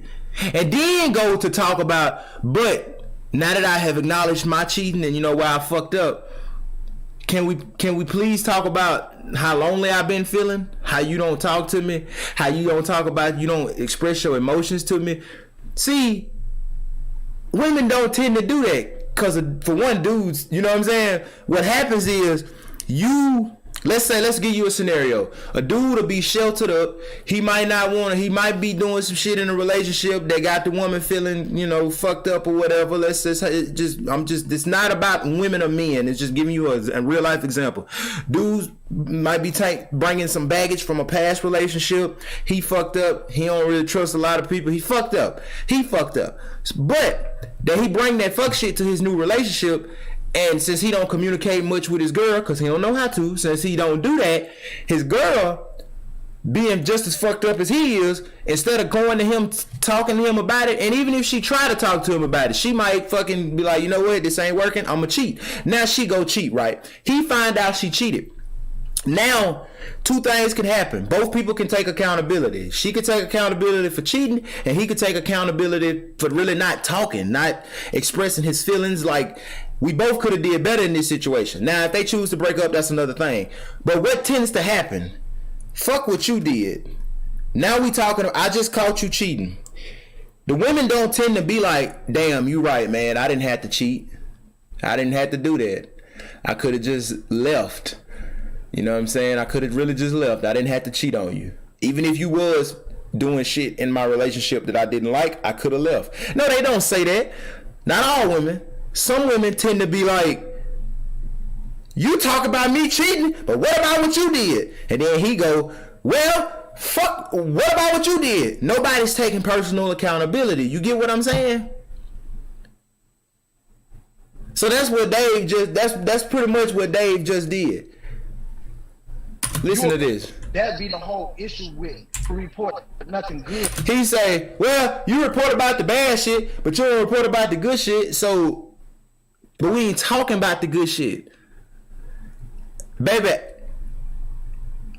you bath every day. You clean up. You cook. We don't need to talk about you cooking and cleaning. You do that. You respectful to me. We don't need to talk about the way you talk to me. You always take care of the kids. You always do your part for the kids. We don't need to talk about that. The only problem here is the fact that you cheated, bitch. That's what we need to talk about. When we're trying to fix a specific problem, that's what he just did. Was like when white people say, when you say, hey, America, this is happening to black people in America, let's fix it. And then a racist motherfucker will be like, well, it's happening to everybody. So, like, bitch, I didn't say it wasn't happening to everybody. I said it's happening to these people a lot. There's a specific problem. Let's fix that first. And then we could, come on now. When I bring up a problem, why you gonna bring up a problem? Fuck, like we ain't gonna shit. So that means both, now we got two problems. And nobody wanna fix either. Let's talk about the issue at hand. Then let's move over to some other shit. We're talking about violence in Chicago. Let's talk about that. Let's fix that. When I say I'm just reporting on all the bullshit that's happening in Chicago because I want to bring awareness to the bullshit so we can fix the bullshit. Then you say, well, why don't you report on the good shit? Because I'm talking about the bullshit. I'm not talking about it to fucking make it like, yes, this is what Chicago is about. Look at this. Look at these people. No, I'm talking about it to bring awareness to it because this problem needs to be fixed. We don't need to worry about the good shit because the good shit is already going on. That's what's happening. We need to fix the problem. And when you're fixing a problem, you need to pay attention to that problem. When your house is on fire, you don't need to be like, well, we need to put this house fire out. We need to put this house fire out. So what about the house burning down the street? Bitch, I can only put out one fire at a time. Either call somebody else to do that, or I'm gonna just let this bitch burn. So basically that's like saying, so we got two problems. People don't post good shit about Chicago, and people in Chicago is killing people. Now we could talk about which one you want to talk about. Which one you want to talk about. We could talk about whichever one you want. Or we can send somebody else to post the good shit about Chicago while I bring awareness to the people killing each other. We can work on each problem at the same time. We're going to sit on this live and talk about one problem, and we're going to let other people go live talking about how good Chicago is. or we ain't gonna talk, or we not gonna talk about either. You get what I'm saying? Right now, I'm trying to talk to you about the fact that you cheated on me. Let's talk about that. Let's talk about why you did what you did. Then, once you, hopefully, somebody got to take accountability first. Then once they take accountability and we address that, what they did, then if they got a problem with what I did, let's talk about what I did. Yes, baby, you cheated on me. I caught you first. You didn't bring her. We can't talk about me not being emotionally available to you, which is why you cheated. We can't talk about that right now because you had all the time in the world to bring that up. To make that a topic. Even if I wouldn't listen, you had all the time to leave and do all of that. So now when I caught you, see, I ain't gonna wait. I'm gonna bring that shit up right now. Now, since I brought it up first, I brought my problem up first. So we gotta get my problem. We gotta talk about this one first. Once we get done talking about that, then we'll talk about what I did wrong. But we can't talk about what I did. Like, we can't have that conversation that, like, if we can't, you know what I'm saying? If we talk about what you did wrong, we can't talk about what you did wrong or what I did wrong. So now we ain't getting nowhere. We ain't got shit to say. Somebody got to go first. Somebody got to say I fucked up first. Even if it's me. Well, baby, I know I just caught you cheating. And I wasn't doing the best I could do. So now let's talk about you cheating. I just took accountability. It's your turn. That's how you make change happen. Somebody got to go first. But see, he ain't trying to go first. He just straight up told Act that, well, shit. The problem, man, you ain't posting good shit about Chicago. Like, man, what the hell? So, nah, that's crazy. Like, you don't fuck with Chicago. That'd be the whole issue with Chicago and academics. Cause y'all see my boy Chef? Say Zoo. You oppose Zoo getting locked up. Everybody put Chef in the comments. It's my boy Chef. He been rocking and rolling for about a year or two now. You know what I'm saying? So with 300 fucking guns, but you won't post his record up there. You know what I'm saying? Do you want to grow your YouTube channel? You should consider getting TubeBuddy. I've been using TubeBuddy for the last 2 years, and it has improved tremendously. So it's like, you love Chicago so much, but you don't never post none of our artists. You'll never post if Dirk got a fucking shoe drive in Chicago. This is stuff that the streets that we be wanting y'all to respect as well. You know what I'm saying? And I know to you, it might not seem like shit, because you might be like, man, fuck them niggas. I ain't never got to deal with them niggas. But in reality, it means something to the city. That's part of your giving back. When sometimes if you be like, you know what? It's a buzz and artists in Chicago, I'm going to post them. That make us start looking at you a little different. Okay, so let me respond to that. First of all, that's absolutely that ain't true. That ain't true. Cause Act do be post, man. My boy just can't say he lost, man. Chicago Dave, he lost. You lost the debate. You took a L. You took an L. We're gonna call that man Chicago Dave. L. You took an L. No. So, no. 2 weeks ago or 3 weeks ago, I don't want to hear that. Definitely post on my page. Dirk, anytime does Dirk do, matter of fact, I think he's one of my latest posts. I'm like, yo, Dirk is trying to save people. Like, that's kind of been one of the themes that have been saying. We're definitely posting it. Now, when you talk about newer artists, and here's where most of these debates get to. People feel because I cover Chicago, I'm in. You are everybody from Chicago. Here's the thing. Are. No, I'm you not. speaking on street shit. No, listen. Listen. You speaking on street shit. So you here's the thing. That. Those artists. You're part of us. That's how we feel, bro. Those artists that I covered their lives. No. Whether it be Lil Reese, whether it be Lil J. Those artists, of course, I'm indebted to. And by the way, I'm gonna tell you something. Man, that shit crazy. I'm gonna let him finish because I got a lot to say. I cover all of those artists. What? Now, some random dude in Chicago now, what the hell do I owe that dude? If you speak on some murders and some shit with him that's negative, shout him out on something good too. That's all we saying. Don't always just be so negative. That's always been the But that's been Chicago's biggest claim that, like, People literally call Chicago a Chirac. Like, people talk about it as if they like it. But when he come on, man, what the hell? So you want to help me keep this facade going that shit is all good in Chicago and that, you know, shit's just great. But at the same time, you want me to help fix it. Fam, the only way to fix it is to fucking acknowledge it. And it's a lot of bad. So every time a person allegedly kills somebody, I gotta turn around and be like, hey, this dude probably killed somebody. Hey, oh, he gave away backpacks too. What the fuck? Hey, this dude just dropped a song and it's about murder and a lot of it. Hey, but he a daddy and he be smiling with his kids. Like, what are we doing? Like, what the fuck?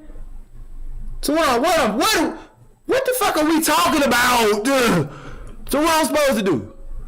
Just, is we fixing the problem or is we not? Like, what are we doing? Like, come on, man. What the hell? But he a part of y'all because he promotes. Come on, man. Come on, man. The fuck? Like. That's always been the case. If you go back, and he himself, because he DM'd me when I stopped doing it, saying that was always the source of, yeah, I do cover some of the things that might not be the best for your image, but all of that is also help propelling the music. Like, it's kind of also like a two-faced type of thing, right? Like, you know, when it comes to, like, say, 600 Breezy and also Lil Reese, right? At first they were like, oh shit, he's calling us nicknames. Then they named their mixtape the nicknames. So again, all of that helped really the image that created the brand that also promoted all the damn music. I'm sorry to say. I posted all their stuff. I still do. I still post G Herbo. I still post. Now, here's the thing. Let's extrapolate from those guys I covered. I covered a finite amount of people. There ain't nobody who I was covering, or let's get off the people who I was covering. If I never covered you, and because you were just born in Chicago, it's not like somebody like, oh, yo, academics owe you some promotion, like this is reparations. There ain't no reparations for like the entire city.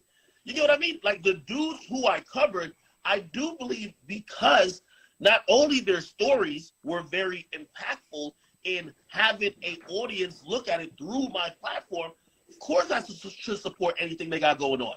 Shit, everybody, I took the famous next. Shout out my boy Rob. I said, yo, whatever you got going on, let's run the program. I tell him all the time. When Dirk got dropped back in 2014 or whatever it was, he was on them there. Dirk used to hit me personally. Yo, I see you streaming on Twitch. Let's play video games. Because right now, nobody's promoting my music. I always support it.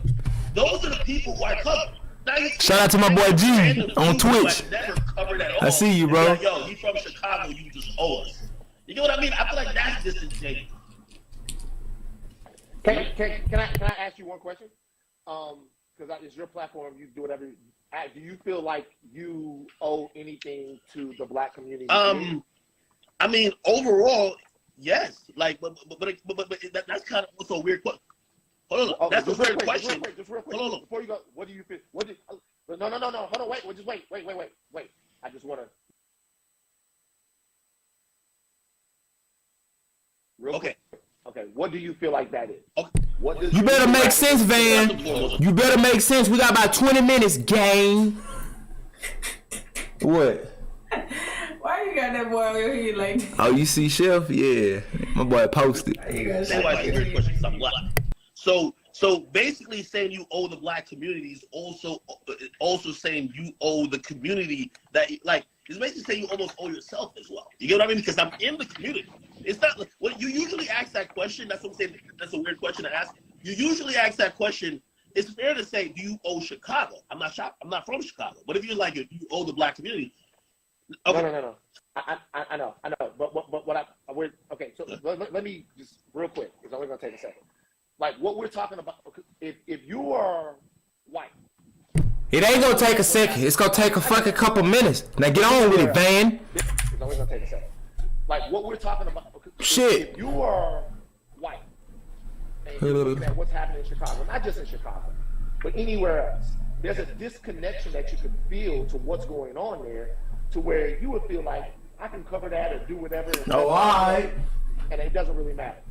Case in point, TMZ. TMZ, huh? covers everybody kind of the same, but he doesn't understand that there are specific sensitivities when black people are involved. So the people that were in the room, me, Raquel, now Lauren, they're the ones that have to say, hey, there's a specific way that this community kind of needs to be dealt with. So the reason why I would ask you that is because it would seem to me that if you're talking about how you recover someplace where black people are in peril or in turmoil, the question would be, does anything about who you are say, all right, let me look at this. And by the way, and when you, I understand the question. Hold on. When I ask you, I know. Wait, hold on.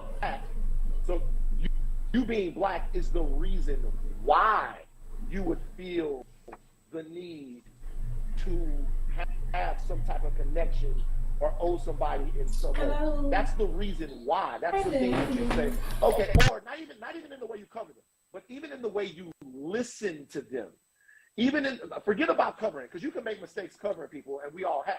But when they have a complaint, or when they have a correction, or when there's something that they want to say to you, the way that you would listen to them might be different if you feel some type of cultural or community. So I'll answer which is the most obvious, and again, I'll go back to saying but I'm gonna juxtapose it with my current coverage of YSL. I think my contribution, or part of my contribution, is the black community showing that's well, number one, it's hoping that some of this violence or genocide or some of the degenerate behavior try to solve it, because What's it? Be quiet, Joe. Boy, you funny as hell. Where the kids at? In the room, sleep. We all come from impoverished backgrounds, right? And it's they always be sleep. They ain't say we all come from impoverished background.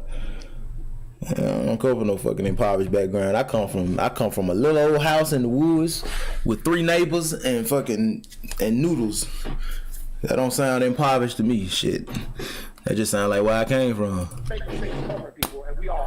Colt 22 for life. Or when they have a correction, or when there's something that they want to say to you, the way that you would listen to them might be different if you feel some type of cultural. Okay. What up, Nick? I'll answer which is the most obvious. What's goody, gang?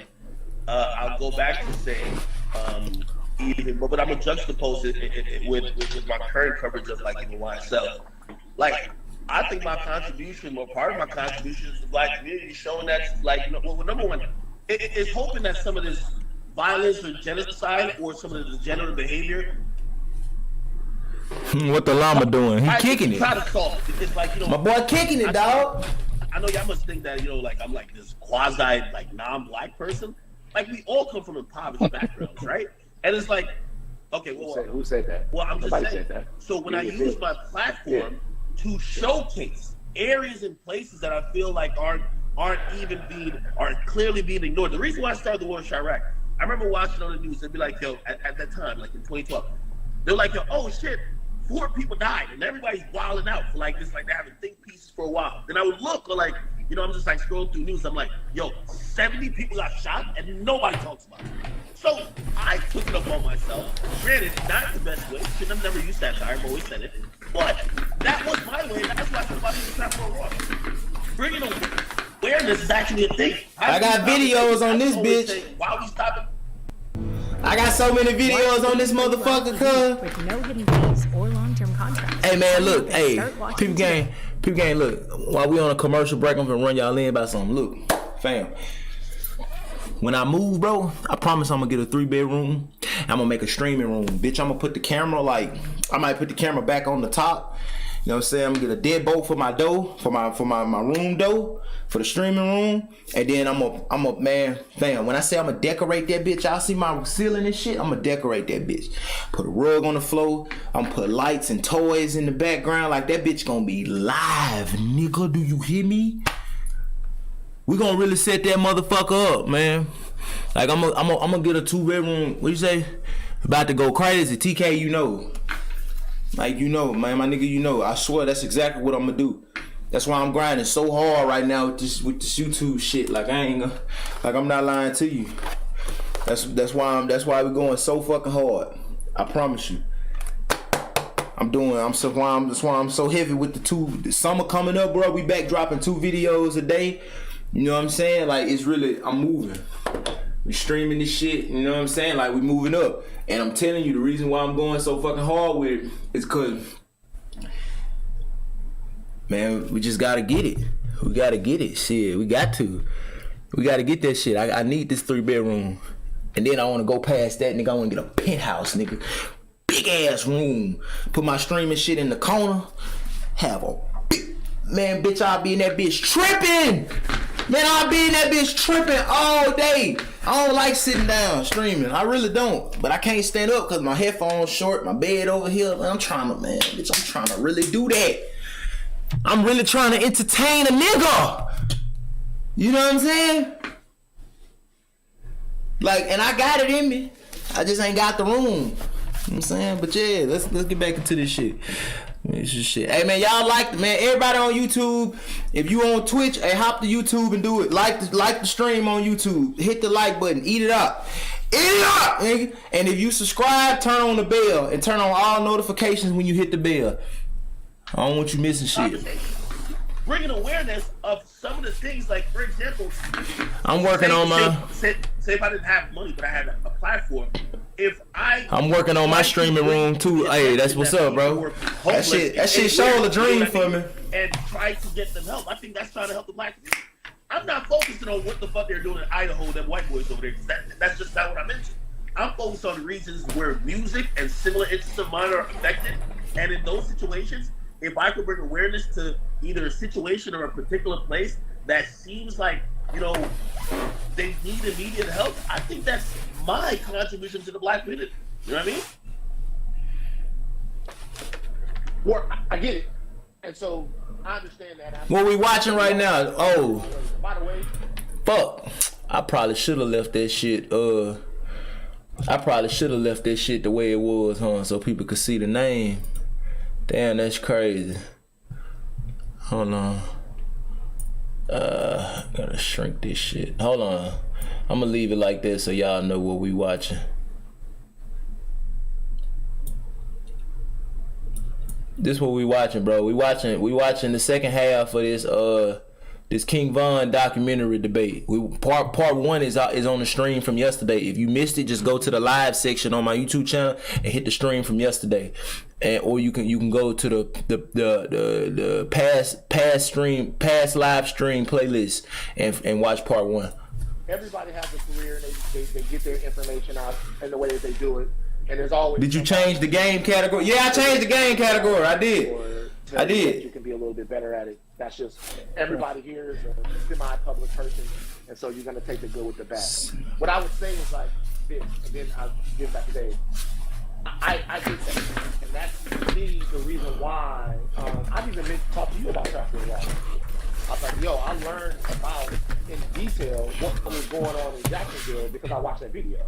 Right, and so that then made me actually reach out to people. The 2-hour one. I was like, yo, man, is it jumping that bad? I'm finna look and see. I'm gonna tell you. Hold on. Today, talking to everybody, I'm like, yo, I'm like, what can we do? Like, what can we do? You know what I'm saying? Like, in order to do this, and when we come back to the record companies, I'm finna tell you. Hold on. I think that the record companies, I think there are all kinds of things up there that's going on. The record companies are funded the bullshit, but they should be funding. It's Pastor Corey Brooks Community Center up there in Chicago. They should be funding what Dave's got going on. They should be funding what Larry Hoover Jr. and GLC and all of those guys up there that we had to talk to. They should be funding that. And of course, even though she mad at me, Barbie. Nah, the one it's the No, it ain't the 2-hour one. It's the one that's 3 hours and 23 minutes long. It's that one. Inglewood Barbie. Go on, don't start that, man. For real, bro. Like seriously, bro. And everything. No, not even getting on it. Like that's a black woman up there that is doing amazing things in Chicago, and the record companies should and by the way, funding her. These are the people. These are the people that I met. But listen. Use that situation, right? I know the way that we can tangibly get to that is to keep that narrative going. And so, but we got to keep our foot on the right people's neck. Remember when? I understand that. But I understand that. But what I'm saying is that comes back to how things are being covered. That's why it matters. No, it don't. That come back to how people live, how individual. Man, fuck that. That come back to fuck that. That don't come back to fucking how shit covered. That come back to how we living as individuals and how are we expecting and trying to guide other people to live as individuals by our example that we're leading. Cause I don't give a fuck. Look at me. If Trap Lord Ross covers some shit about black people wrong, some people gonna lose their fucking mind. I ain't gonna be one of them. I'm not one of them people where a motherfucker gonna be like, but if it was you would feel the same way. Bitch, no, I wouldn't. Because how I experience my life ain't defined by what the fuck you post, say, do, think, feel. I'm having a joyful experience of life independent of what I have or what I don't have, where I'm going or where I'm not going, what I see with my eyes and what I don't see. I could see an email that say my boss text me and say you fired right now. My boss emailed me and say you fired. I could see that, and that shit ain't got no merit over how I feel right now. I'm still having a good day. Fuck is you talking about? But we ain't living like that, so we can't tell other people to live like that. That's the type of shit we need to cultivate in people, being conscious. We don't need to be trying to fix the world around them so they can feel better. We need to show them how to feel better even when the world around them is fucking falling apart. Because then they'll spread that shit to more people. They'll teach their kids how to live like that. That shit works. That shit'll boil into bullying, police brutality, politics, just all type of shit where it's fuck shit going on in the world. What is you talking about? The war in Chirac, but like if you're telling me that you're covering the homeless situation in a place and you're making fun of them, there are going to be a lot of people that think that you're unserious about it, right? And I understand, like, we don't have to go back here. What I'm saying is now for everyone, for you, for me, because you guys are way deeper and way more popular in that space than I do. I talk to a different group of people. We talk about senatorial politics and like socio-economic situations and all kinds of stuff like that. I'm like not in that same space. The question is, how could your coverage and the way that you cover something actually lead to an outcome? What up, Dre? Just for the community that you guys realize are imperative. How you doing? Like, is there any way to do more? And do you even feel like you have to do that? Because if you feel like that you have to do that, then there'll be questions that you're willing to answer, and there'll be conversations that you're willing to have. And then I want to get Dave back in here. I don't want y'all to get to arguing, but I feel like Dave is the only one from Chicago, and he ain't talking that much. I'm not from Chicago, but I see a path to actually having some tangible things done, right?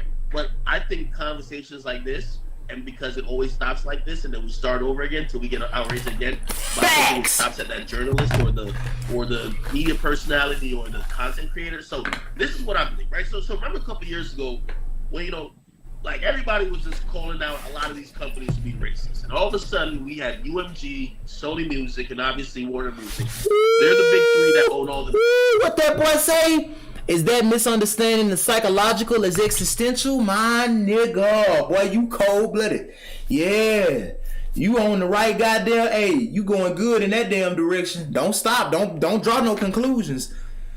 If it makes sense, just look at it and be like, I'm gonna get you. Because usually when people get that far, they start drawing conclusions. And they, well, I know this. No, don't never feel like you know shit. Just look at what you said and be like, that make a lot of fucking sense. But don't draw a conclusion, because you might discover that it's still a little wrong. You never know. But what I will say is what you just said make a lot of sense. I will confirm that for you. It make a lot of fucking sense. People do misinterpret their psychological drama as what's really going on in the world. Well, I seen a bunch of people get killed by the police on my phone last night. Then the police pulled me over today. So that must mean, based off the shit going on in my head, psychologically, I'm connecting all these fucking dots. 2 + 2 = 7 and all this other shit. This police behind me probably finna kill me. But he ain't even walked to the door yet. You don't even know what he look like. You ain't even seen, the man ain't even got out the car and you already scared for your life. And then when he walk up to the car, he ain't acting funny, but you already scared. So they got you acting funny. And then because you acting funny, he started acting funny. And then he acting funny, making you act funny even worse because you already fucked up. So now, you see what I'm saying? You see how you dig in the hole deeper, but you think it's just happening when it's really, you already receptive to this shit. Karma's a motherfucker. It's crazy, ain't it? How somebody lose some money, but another, how somebody who just subscribed. Shout out to, hey, my boy subscribed on YouTube. Fuck! Who this is? Arcady is 777. I can't pronounce that right, but what up? Thank you. But check this out. Ain't it crazy how karma is a motherfucker? Somebody lose $20 and another person find that same $20. Somebody was receptive to losing some money, and another person was receptive to finding some money. You get that shit? Everybody, no matter what situation you've ever been in your life, you was always at the right place at the right time, based off how you was within yourself, based off your karma, whether you can explain it or not. Karma is not good and bad. You do good, you get good, none of that. Karma is just the understanding that it's like gravity. It's like a force. It's the understanding that for every action, it leaves an imprint. You are responsible for everything you do. Every action. Physical actions, non-physical actions. For every physical action you do, you're responsible for that. For every thought you think, you're responsible for that. I mean, not every thought you think, but unconscious action creates karma. So when you unconsciously doing physical shit, you're responsible for that karma. For every time you unconsciously thinking thoughts and getting latched on to them, oh, you getting stuck on them. You can't just think about some bad shit and look at it and be like, ha ha ha, and think about some good shit and look at it and be like, oh, I'm a hold that. I want to keep thinking about that. You know what I'm saying? Your thoughts is just thoughts until you become attached to them. Until you start, no, I'm trying to get that out of my head. I want to get that out of my head. Ah! When you become attached to it, when you don't just look at it. It's just a thought. It becomes more than a thought when you start pouring your energy into it. When you start thinking about yourself dying and you get latched on to it, you get scared, you start living paranoid. See, that's how you really die. That's how you can fuck around and really have an untimely death, because you start creating more and more karma around that. You got to learn how to just look at the thoughts. Let them happen, because they're going to happen. You cannot subtract nothing from your thoughts. You can only add. So if you think about some shit you don't like, you need to learn how to just see it. Don't latch on to it. Don't try to get rid of it. Just see it. Look at it. Think about it. Shit. Actually play with it. It's okay. You know what I'm saying? But when you start latching on to it, aka unconsciously thinking, that creates karma. Unconsciously feeling emotions. You ain't feeling these emotions because you want to. You feeling these emotions because of some shit that happened around you. That's unconscious acting. So when you unconsciously do physical shit, when you unconsciously latch on to your thoughts and pour energy into them, when you unconsciously feel feelings, that creates more karma. And that shit guides the direction of your life. You get what I'm saying? So, nah, hell nah. They want about like 87% of all. Hold on. Hell yeah, let me see. Damn, I damn near forgot what I was originally talking about. Fuck, I'm gonna go on press play. Somebody remind me what was I originally talking about before I told y'all about karma. I fucked up, I forgot. Right? And everybody ponied up a... At Blue Bunny, we test to make sure our mini treats are crunchy and mini. Thor! Fuck, I can't skip through. So, does it feel mini enough for you? Approved. Blue Bunny, we make fun. You probably know Vistaprint for business cards, but did you know we also print that, and that, and that, and that too? Can't forget about that. $100 million. They said, here's $100 million to black people. We don't know where that money went. We don't know where it got allocated to. Back maybe like a year or two ago, I made a personal donation to like Inglewood Barbie. And by the way, like obviously Dave probably got his own things going on. Having some funding from the people, right? Not necessarily like, yeah, I might be decent off, but like these record labels, you could actually put them in a position where they have to give back. I think they watch these conversations, and even though we might mention that, you know who the real motherfucker who's actually benefited. It's not Trap Lord Ross with a video with 1 million views. It's the person who's actually making billions off of this. You could actually force them to at least put some resources back in the community that you that care about it can actually move around with. Here's the thing. I am all the way in like, again, if my platform could be used to make that happen, I would love to do it. That's why I'm on here saying that. But you know what happens? Everybody else is gonna be like, nah, nigga, it was you. You gave niggas nicknames. We're gonna stop at that. That's the bigger fish you gotta fry. It's like basically being mad about the laws in the city, but scared to go to one of these council meetings. Like, you don't even want to show up in politics.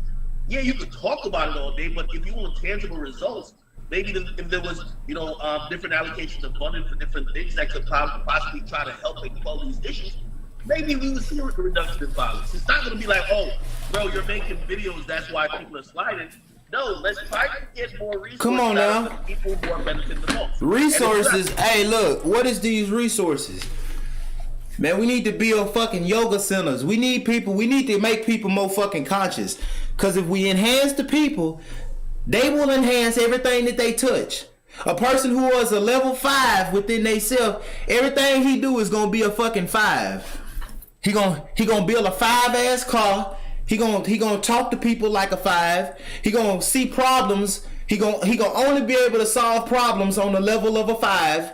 He ain't gonna see. I don't give a fuck how complex the problem is. He'll only be able to solve that bitch up to a 5. If there's other aspects to the problem that require you to be a 7 to see, he can't see those issues. He can see all the issues that fall under the 5. You know what I'm saying? He gonna be when he create a community, that community gonna be a fucking 5. The better we create people, the better people we help create, the better things they'll do in the world. The better doctors they'll be. The better police officers they'll be. The better lawyers they'll be. The better fucking presidents. Government. The better government we'll have. Because the people who run the government individually will be better. But in order to create this better fucking world, we have to get there first. Because if we don't get there first, we can't teach that shit to our kids. You can only take your kids as far as you took yourself. If you are 5 consciously, you might be you might have a lot intellectually, you might be fucking a genius. But consciously, you probably a 5. Your baby can become a genius and have a good memory just like you. But he's still a 5 consciously. He still can't see shit no farther than you can. Y'all both on the same level. You just got a good memory. He just ain't got nothing in his memory yet. Having a good memory and being intelligent is not the same thing. So when we talk about putting resources into these communities, I hope we ain't just talking about basketball courts and shit. I hope we ain't just talking about giving people money. I hope we ain't just talking about fucking community centers and shit. I hope we ain't just talking about passing out backpacks. I hope we ain't just talking about shoes. I hope we ain't just talking about financial fucking aid. I hope we ain't just talking about hospitals. I hope we ain't just talking about fucking laws, policies, material shit. I hope we gonna put some resources into these communities that help people not just physically, but internally. Putting resources in these communities that help people go beyond what they know. Go beyond this. Right now, all you know is the material world. You only know yourself no far. All you know about yourself is you got a body and a mind. Do you know how to go beyond that? No. Hell, urges and impulses rule your whole life. Motherfucker, niggas are killed to learn how to go beyond their urges and impulses. How to have urges and impulses without feeling the need to succumb to them bitches. To just be able to sit there and be perfectly fine while your body craves some shit. Like, damn, fam, don't that hurt? Yeah, it hurt. But why you ain't hollering? Somebody just ran your foot over with a car and you ain't screaming? Yeah, it hurt like a motherfucker. But just because I'm in pain don't mean I have to stop experiencing life the way I'm experiencing it. That's some deep shit. Like that's a motherfucker a motherfucker who can be in intense pain and still have a regular conversation and smile and laugh. And I'm talking about physical pain. A motherfucker who can be in physical, like you done gashed his whole arm open and the doctor stitching that bitch up with no anesthesia, and he just laughing and joking, talking to you like, what the fuck? This motherfucker knows some shit.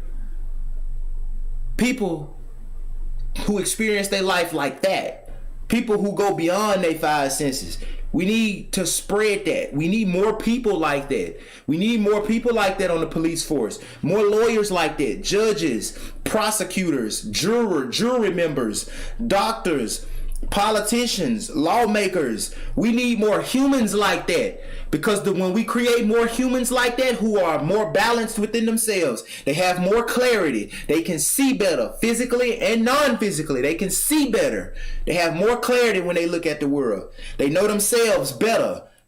They no longer think that they are the body, the mind, the race, the religion. They know what they're not.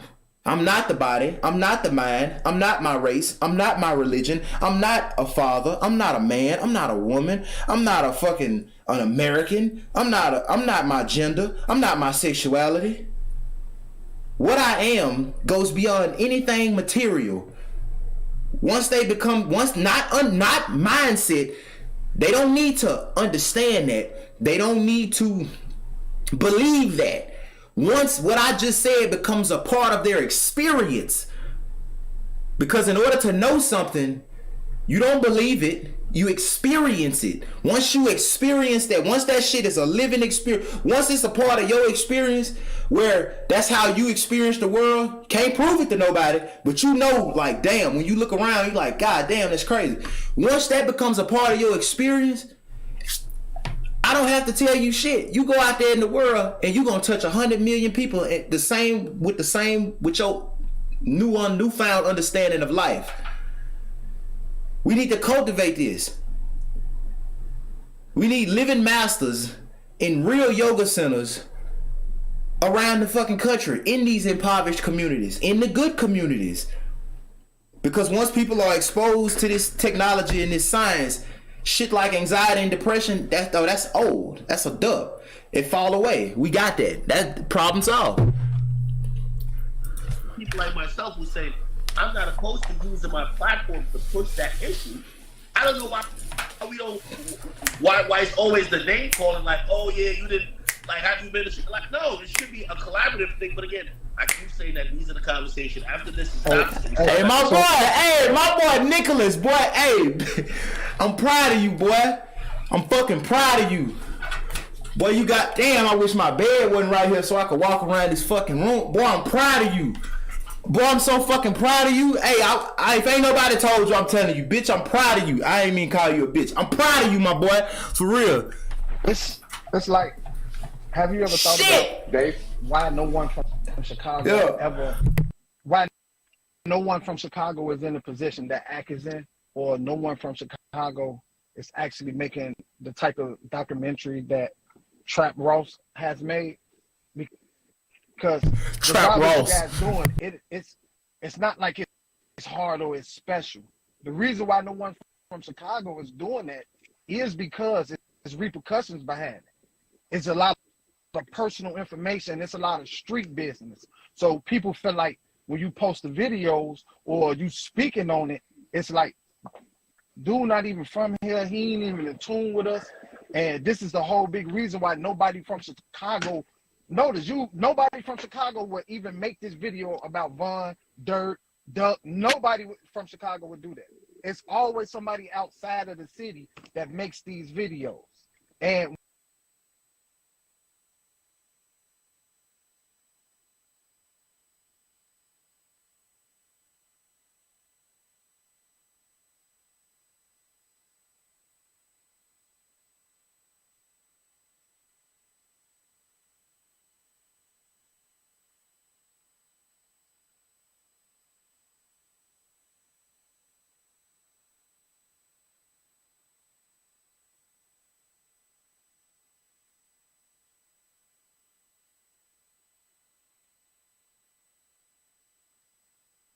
man, fuck! My mic was muted. But what I was saying was, he said, shit, ain't nobody making a video like that from Chicago. Shit, we know why. Cause if they ain't in the streets, they scared they're gonna get killed. And if they is in the streets, they scared that they gonna get called a snitch and then probably get killed. But if it was a motherfucker in Chicago that didn't give a fuck about living or dying, they like, something need to be done and I'm gonna do it. Harriet Tubman did not care about getting killed when she freed the slaves. She knew they could have killed her ass at any moment. Man, this bitch was out here running around helping motherfuckers escape. Harriet Tubman was doing the shit. She was doing the damn thing.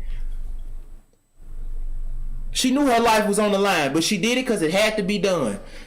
If it was somebody, the reason ain't nobody in Chicago made the video Trap Lord Ross made is because there's nobody there that's willing to do what need to be done, even if it put their life on the line. Hell, that's how George Floyd got killed. It was so many people out there. If all them, and I'm not criticizing the people out there, I'm just giving you a scenario. If all them people out there would have rushed the police just enough time to fucking distract the old boy and make him get off the ground, some people would have died and probably got shot. But George Floyd probably would have lived too. Probably. I don't like doing the what if shit, but you get what I'm saying. He could have lived if a couple of people was willing to risk their life to save him. But see, we don't live in a society like that. People not really, it's not a big thing. We got a lot of people like that, but it's not a big thing for people to just risk their life for other people unless that's your friends or family. But when we begin to cultivate that society by people living like that today and being the minority, you might be willing, it might be one person on this stream that's willing to die for anybody to save their life. And you might be alone.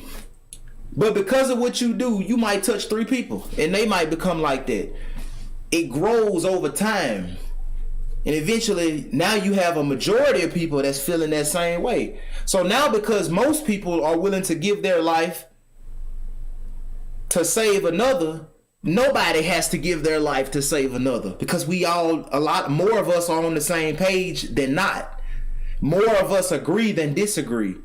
And in this type of this society, the majority win. And if the majority is on some shit like that, fuck.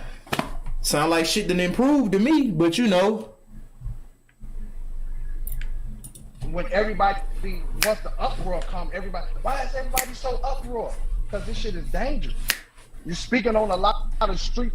Go ahead. Can I give a counter on that? This is an interesting topic. I think a lot of people bring this up and they say, well, why is this lame white guy from England making these videos? But you're right, there actually is, the thing is, there is more repercussions. If you live on O-Block and make a video like the video I made, you're going to face repercussions. I've got hella people in my DMs saying if I step foot in Chicago, they're going to kill me, right? Whether or not I believe that, I don't know. But like, it's probably maybe this week isn't the week for me to go to Chicago. But what I'm trying to say is that like, at the end of the day, though, it's not necessarily a good thing that this culture of fear is being created in these communities where people don't feel like they could talk about this. Like, you know, look, a bunch of people in Chicago didn't know in these rumors about bombs, okay? But it's the case that, like, yeah, it took a white guy from England to put this information out there and get people thinking. But, like, it's not necessarily a good thing that there's a culture of fear that people in Chicago that are living in these communities feel like they can't talk about it or report on it. And I actually, you know, people often hit me with the, like, oh, you're a white guy, you know, don't support Trap Lord Ross, he's a culture vulture. But grow up. I think that there's plenty of space for creators from Chicago or black creators to come in and make content. There's no stopping, you know, a young black media creative kind of guy coming through and making content in this space. And I think that, you know, that should be encouraged. I don't think people should be in fear of like violence if they talk about this kind of stuff. Somebody gotta stand up. How the situation is. The only way it's gonna start is if somebody stand up. Somebody gotta not be scared and risk it all so other motherfuckers can do it. So other motherfuckers, it's just like that. Somebody gotta be the first person to say, fuck this shit. This racism shit ain't normal. That's how Martin Luther King was by his fucking self. He had to be the first person to go and be like, man, this some bullshit. And then a couple other people who was scared to do it, they get behind him. Somebody gotta be a leader. Motherfuckers who lead, that's why that shit damn near can't be taught. Because a motherfucker that leave, see, they think like that for the people who ain't gonna do that. They like, fuck it, y'all follow me. Come on. Fuck that. They might try to kill our ass, but come on, fuck that. If they kill me, y'all pick up what I left behind. And if they kill you, you pick up what your brother left behind. And if they kill him, if any of your brothers and sisters die on this journey, whoever left, keep the flame burning. Keep passing the torch along. They can't kill everybody. So as long as one of us make it up out this bitch, the cause gonna keep going. You feel me? As long as one of us make it out this bitch, they can kill me, but they can't kill the cause. Somebody gotta do it first. This stuff, and someone in Chicago isn't. But at the same time, you know, it's sort of funny argument. Like, I thought it was really interesting what Van said a minute ago when he was talking about, like, if he made like a Charleston White, I give you that. Charleston White, he started that shit. I give you that. His approach, man, we gotta tweak that shit because he fucking up. But you know, but he did start it. He the first one to ever call out these artists and shit like he did that. I like that. I wish I could talk to him and help him out a little. Cause fuck, man, like, come on, man, you can't. God damn it. It do depend on who do it too, but shit, he did it. Just rough as fuck around the edges. A bunch of videos on like the Holocaust, for example, or like World War II. It's like, if you made a bunch of videos making mockery of that situation, then yeah, it would be over for you. But then if you make something that's very thought-provoking and reasonable, like the movie Schindler's List, that's going to go on to win an Oscar. So I think the approach that people take on this kind of stuff really makes a difference. Yeah. But also, like, I'd always defend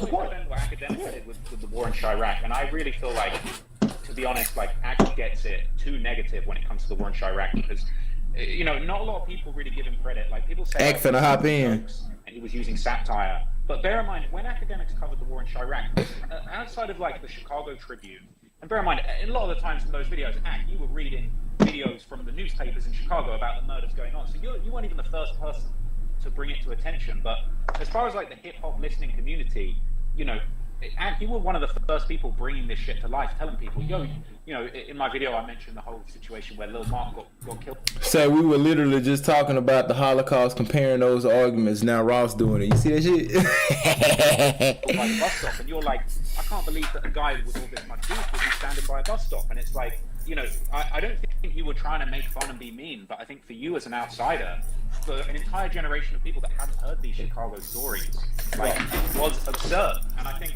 it was probably your natural response. Ross, can I stop you before we get deep into the war in Chirac? I don't. We gotta be able to be real about the war. He was calling it a coup. Hold on, you know. Hold on. Yeah, I was never calling the people who died. Like I was talking about the people. If anything, I was demonizing the people doing the killing. I know. But what I'm saying is, you just gotta bury that. It wasn't the right approach. Let's just move on. There's no need to everybody in the game of media has something that they've done or something that they've said they wish they either didn't do or did in a different way. Like Ross, all due respect, I don't even think you know why people are mad about that, because cultural IQ to be able to understand it, like not dissing at all, it's probably not where it needs to be. We just don't need to keep relitigating the war in Chirac. What we're trying to wait. I want to add one like thing. What we're talking I want to add one thing about that, right? And that's probably not negating your point, but I do want to say the majority of people who are mad at the war in Chirac never really watched it while it happened. This was something that they saw clips. They've never even seen the channel. Right, you know, it's something that, so they've seen. And by the way, was that moments? It was definitely 2 months, obviously, right? But like, they didn't even understand the approach, or maybe even why. So again, it's a lot of, you know, it's like clip-based. You know, we're living in a clip-based culture. Again, not defending the approach. I still say wrong approach, but it's one of those things when, you know, I'm out here doing my thing and I'm shitting all these niggas in the game. That's the only thing they can bring up. Well, you did the war in Chirac. You know what I mean? That's the only thing they really bring up. And I get it, because I would definitely do it different. But I think when people do the right job in terms of like covering it, which I think Trap Lord Ross does, and I think Trap Keith does. Like I think there's a lot of people who are there's this new realm of documentaries that are bringing people a little bit closer into, and I think this is necessary. If we all dance to songs like "Who I Smoke" and you shout people's names out, it took me a while to know those are people who died. Man, I didn't know what Tuka was for a long time. It's important to know that. And if you think the audience should be so dull or so not in the know that they're celebrating the death of someone else, or it could be anybody without having to know the context of why these songs were made, I like, to each his own, but I can't necessarily agree with that. So I agree that, again, we don't have to defend the war in Chirac, but when we see people making documentaries about the people who are now making $1 million careers and songs about murder and violence, to that we could understand what they're talking about, very important if you ask me. Can I just add one more thing to just elaborate on that? Because I just want to make sure that like my perspective on the war in Chirac is clear. I'm not necessarily, I've seen all of the war in Chirac. I'm not necessarily like defending everything in it, but what I am trying to say is that like at the time, no one had covered this type of stuff before, right? Ack was bringing the approach that at the time he thought was... We're gonna catch some Z's. Wishing y'all a good day. All right, bro. My boy Nick gone, man. All right, man. You have a good day, dog.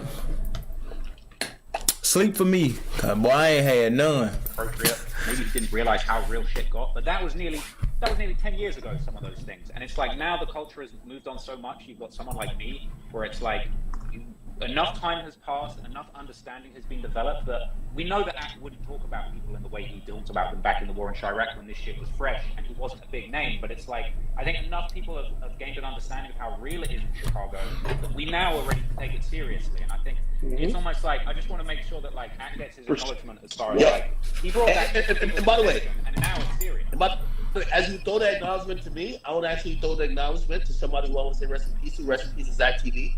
For everything that, facts. Dave says, like, Zach TV was doing that. He was going to talk to the people. And, not too sure exactly, like, we've heard stuff about, like, how we, what ended up with him being murdered, but, What up, my boy? Jaws. I see you with the red badge, man. You in that bitch? My boy he ain't got the gold badge yet. You in that bitch, though. I see you, boy. I see you.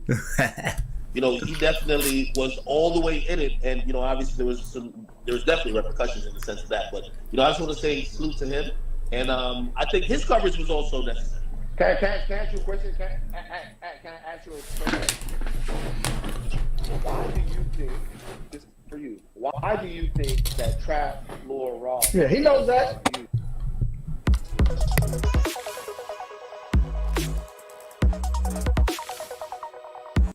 But not about. Yeah. First of all, Trap Lord Ross, had you heard of Zach TV? TV?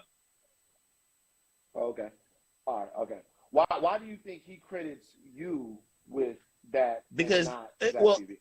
I popularized it, right? So it's like, again, that like there are channels even now that talk about the same thing I talk about, but like when I talk about it, I was hitting a mainstream audience. My content at that point, like everybody keeps acting, and that's what I'm saying. They rewrite the history with me with the war in Chirac. Like I started there.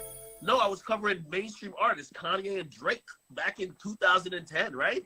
But what happened was I started realizing I can't compete with the Breakfast Club, so I started covering these underground dudes that nobody would cover, right?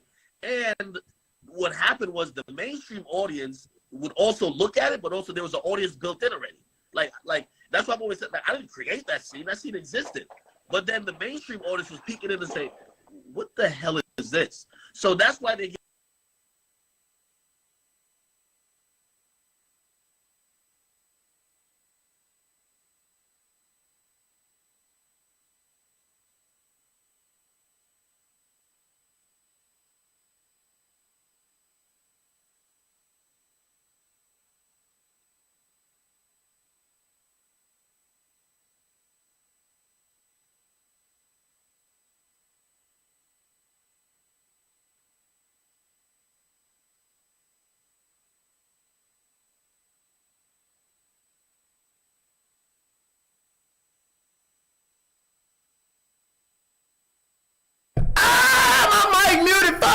forgetting that bitch be muted. Damn, I was laughing at y'all crazy ass. Motherfucker say, now he letting them talk, so now Dave letting them talk, so he don't got to.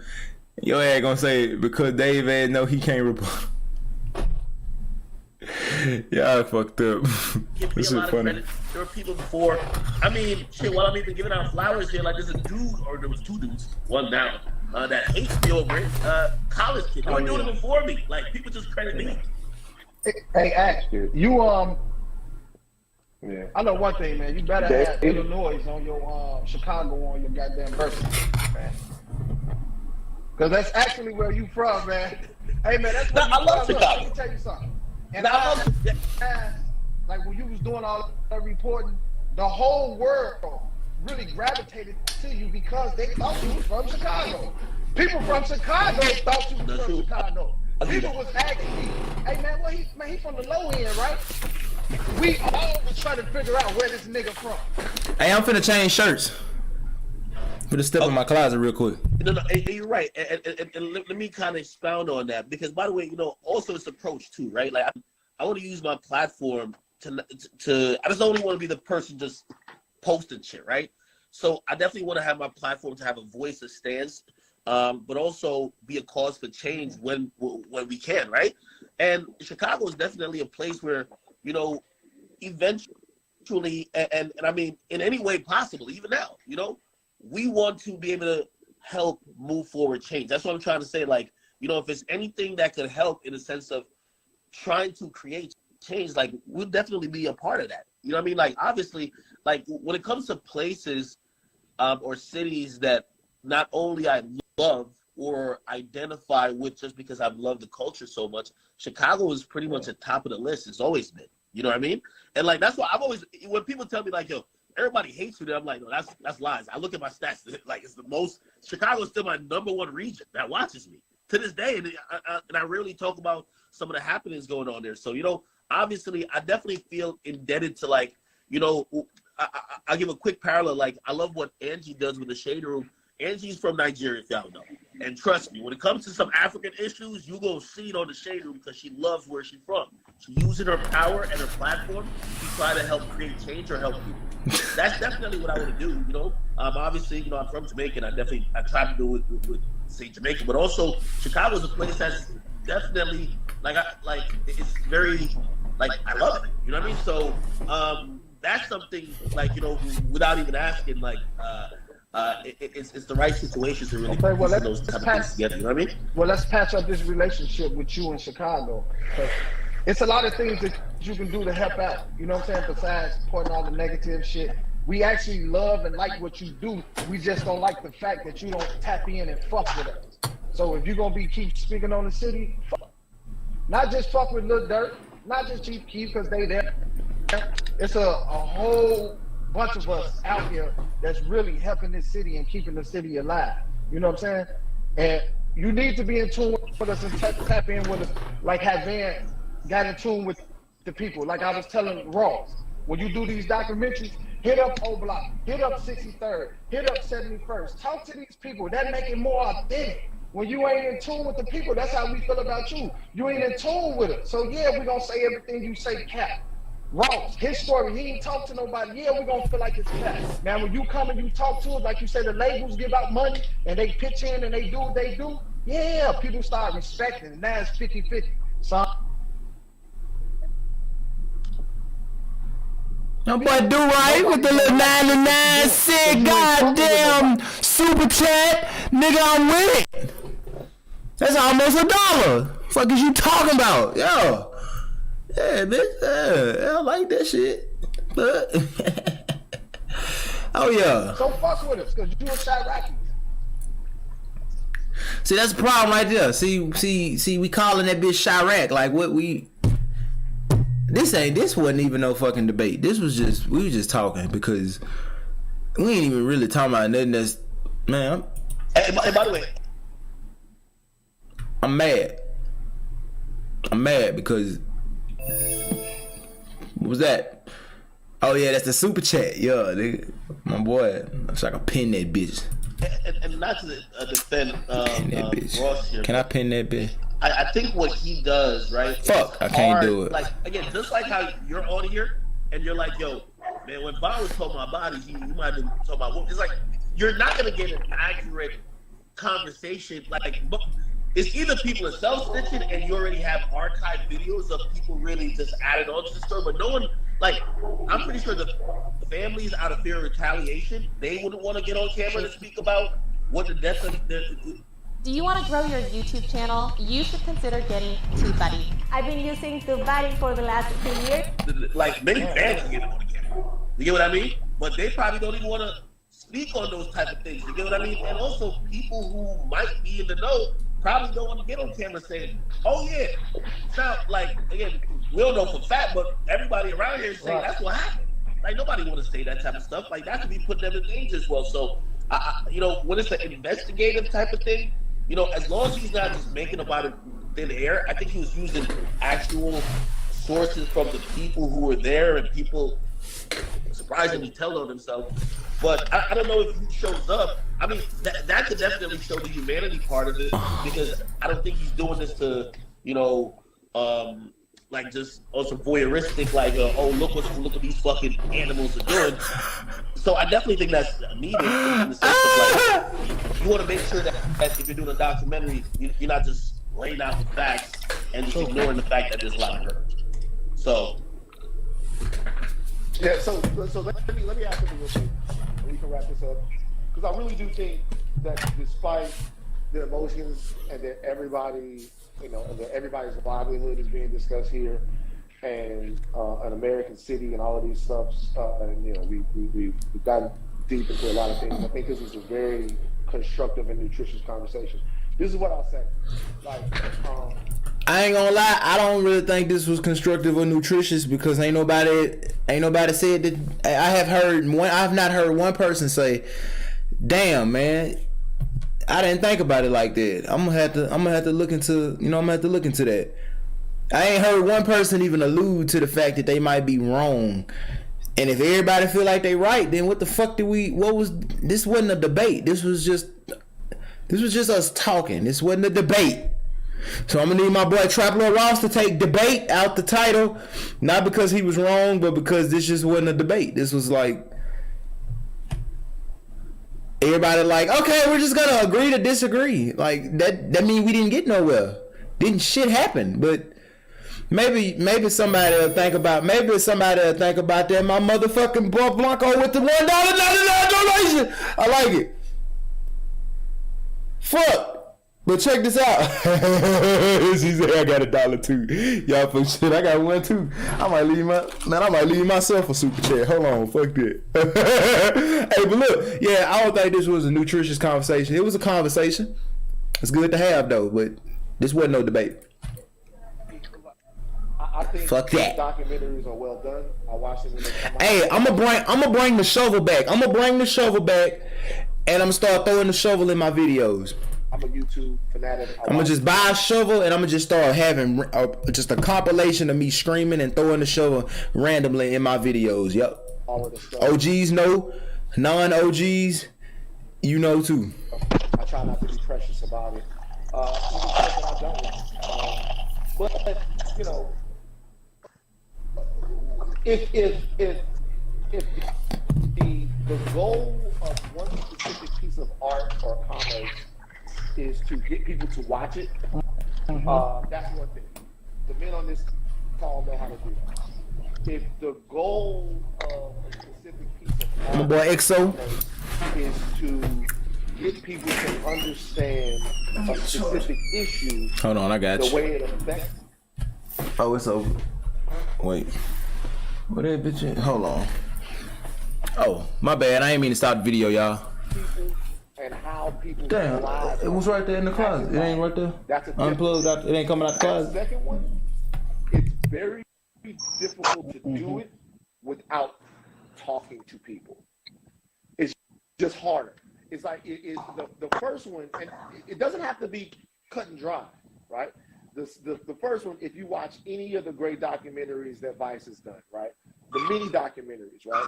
Like Vice did a documentary about a dude that was getting jumped into the crib. They beat the shit out that nigga, if y'all watch that bitch. And they were right there with him as he was being jumped in. Like they're right there in the middle of it.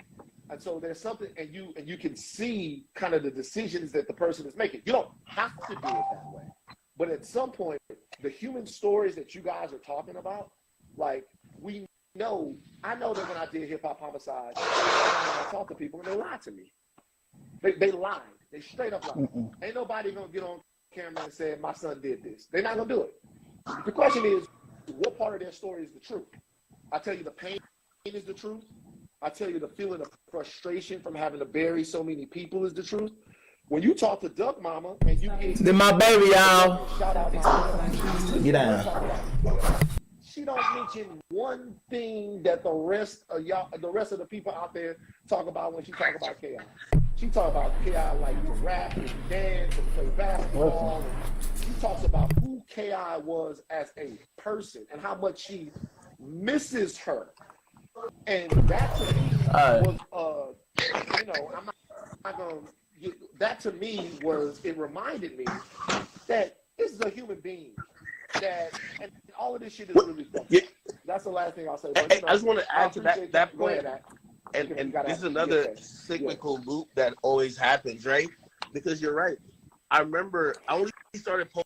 What you say is making you verify. My cash app is money sign for Ride Funny. Yeah, money sign for Ride Funny. That's my cash app.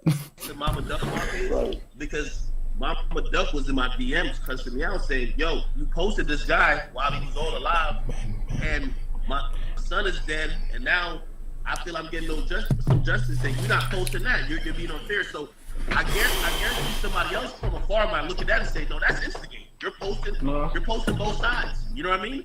Like it's sometimes, people like it's hard to be kind of like fair and impartial and then again, as I said, I don't think there's a perfect way to do it. I just hope that these conversations turn to be something else. That's actually perfect. My only thing about that's actually perfect. Because on the street side, that's how you not in the middle. Literally, like if you post Von and you post Duck, ain't nobody gonna look at you funny. But if you just post all Duck or you just post all Von, the streets feel like you chose your side. That's why a lot of the backlash that you hear, it comes from the other side of whoever that person is. You know what I'm saying? So that's why the streets be trying to tell you. Tell Joe, I got you. You got to talk about the other people as well. That girl don't be studying me, bro. She don't even fuck with me when I'm on here. Like she stay all the way away from me. But when I get off this bitch, when I was there, I can't get no alone time. So we were on a block, right? And it was crazy, right? Like What'd you say? Hey, what did you say? My boy Jaws, this ain't just sound like chilled and arguing. Yeah, this shit crazy, man. Yeah, this shit crazy. My mic loud, my mic too loud, bro. I'll turn that bit down a tad. I'll turn it down a tad. Hold on, let me turn it. How about that? That should be great right there. Wait. That should be great right there. Yeah, that's probably better. That's probably better. Walking with the pastor and how that sound now? Within like 5 minutes of being out there, I'm not even bullshitting y'all. It was like 60 niggas out there. Like really, they saw us out there. Like we knew the pastor, so we was good. But everybody came out there, right? We talking to everybody, right? Do you know what really got me is the neighborhood they into across the street, right there. Like it's right there. Like I'm looking. I'm like, wait. I'm like. I got the dollar. She really said that damn dollar. I got it. That's the neighborhood y'all into it with. So how the fuck you like it really crystallized to me, and this is it crystallized to me like how the shit is. Like every day your life being on the line. Like every day you I got the dollar. Thank you. Right up the street. Like they right up the street. And I was really surprised about some of the intricacies about the politics and all of that. Anyway, I appreciate you, Ross. I appreciate you. You know it. They always. Now artificial intelligence. That whole conversation is crazy. can generate ad creatives automatically. The program is called Ad Creative AI, and bro, we're gonna all talk about it after. The AI shit crazy, ain't it? But I think it's a good conversation. As always, at the end of these things, it becomes For real, about man. what we I go from appreciate here. you, Van. You know, it's good to chop it up with you, Dave and Ack. Like, I think we definitely covered a lot of ground, and I think there's underneath the negativity, you know, there's some positivity, and you know, I'm trying to learn from this and see what I can do. And you know, Dave, I think we should keep in touch, man. And you know, maybe there's a way that I can help, or you know, keep things moving, keep things improving, and become better at what I'm doing, man. But I appreciate all of you, and I'm I mean, we most definitely gonna stay in touch. I definitely appreciate all y'all. I definitely appreciate the respect that we showed each other, because black men, we don't have to get on here hollering and yelling. I don't hate nobody on here. You know what I'm saying? I'm speaking my side and some other people's side as well. So it's really academics. I just want both of y'all just to take in consideration of whole dollar. These other people feel sometimes. You know what I'm saying? I know sometimes we might overlook people, and I'm just kind of like, just wanted to speak up on it and just hear y'all thoughts and just know how y'all feel about it, man.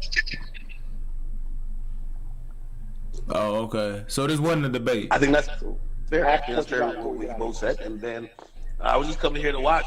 And by the way, it turned out differently than I thought it was going to go. I thought it was just going to be a let's pile on this white dude and just, like, you know what I mean? But it was a really good discussion. Man, shut up. Yeah. So you have to hit cases for the white man. This guy. You having a bad week with Trump, Rumble. Hey. Nah, I ain't seen it. I ain't seen it, bro. A one-on-one. You gotta have a one-on-one with him, man. Hey, oh man. One of the things I've always said is like, you know, a lot of times what could be a great debate or discussion turns into ad hominem attacks, turns into really just name calling and ego, you know, people feeling they're disrespected, or people like, you know, we talk past each other and talk to each other, and I think this is good, man. To all my people on Twitch, I heard both. To all my people on Twitch, my phone died. My main phone died. I fucking can't. Damn, I can't even see the chat. I'm gonna have to pull it up on my other phone. You guys out, and you know, while I might agree with some here and some there, I feel like everybody had a perspective, and you know, life is all really about perspective, right? Like, you know, the reason why we all don't agree is that, you know, I come from over here and I look like this and I'm this and that, and you're from over there and it's the same thing. So, you know what I mean? Good conversation, man. Appreciate you, brothers. Sure. Yeah, it was a good conversation. Appreciate you, brothers. Man, that shit fucking, man, look, man, alright, yeah. You know, good conversation, all that whoop to whoop shit. Yeah, that's all cool and all, but I'm gonna keep it 100 with you. It could have been better, man. Like, I mean, shit, fuck, this shit ain't about agreeing or disagreeing. Hell, it's about me telling you, bro, if you walk over there, it's a snake right there. I'm seeing it. I can see it. And you be like, I don't see the snake, but I think I should go this way. Well, I think you should go that way. Well, whose way is going to end with us being the happiest? You want to step on a snake or not? Like, this ain't about being right or wrong. It's about you being able to say, well, it is a snake over there. Or you go step on that motherfucker and then come back and be like, bro, you was right. It was a snake over there. I think I shouldn't walk right there because it's always a snake right there. Every time you look over there, you see a snake. And somebody always puts one right there. It's always going to be a snake right there to the day we die. Let's establish that in the example. Once you can admit that, you can just start walking over here. But see, if we just be like, oh, let's agree to disagree, your ass gonna keep stepping on a fucking snake, and I'm gonna keep going over here. The whole point of conversation is to hopefully come out of it seeing shit that we didn't see before, or at least having shit that we can consider. But this conversation felt weird. This just felt like that it was a lot of, you know, everybody was just like more so like, yeah, you know what I'm saying? I hear what you're saying, but fuck that, you know what I'm saying? Which is crazy. Fuck. Shit.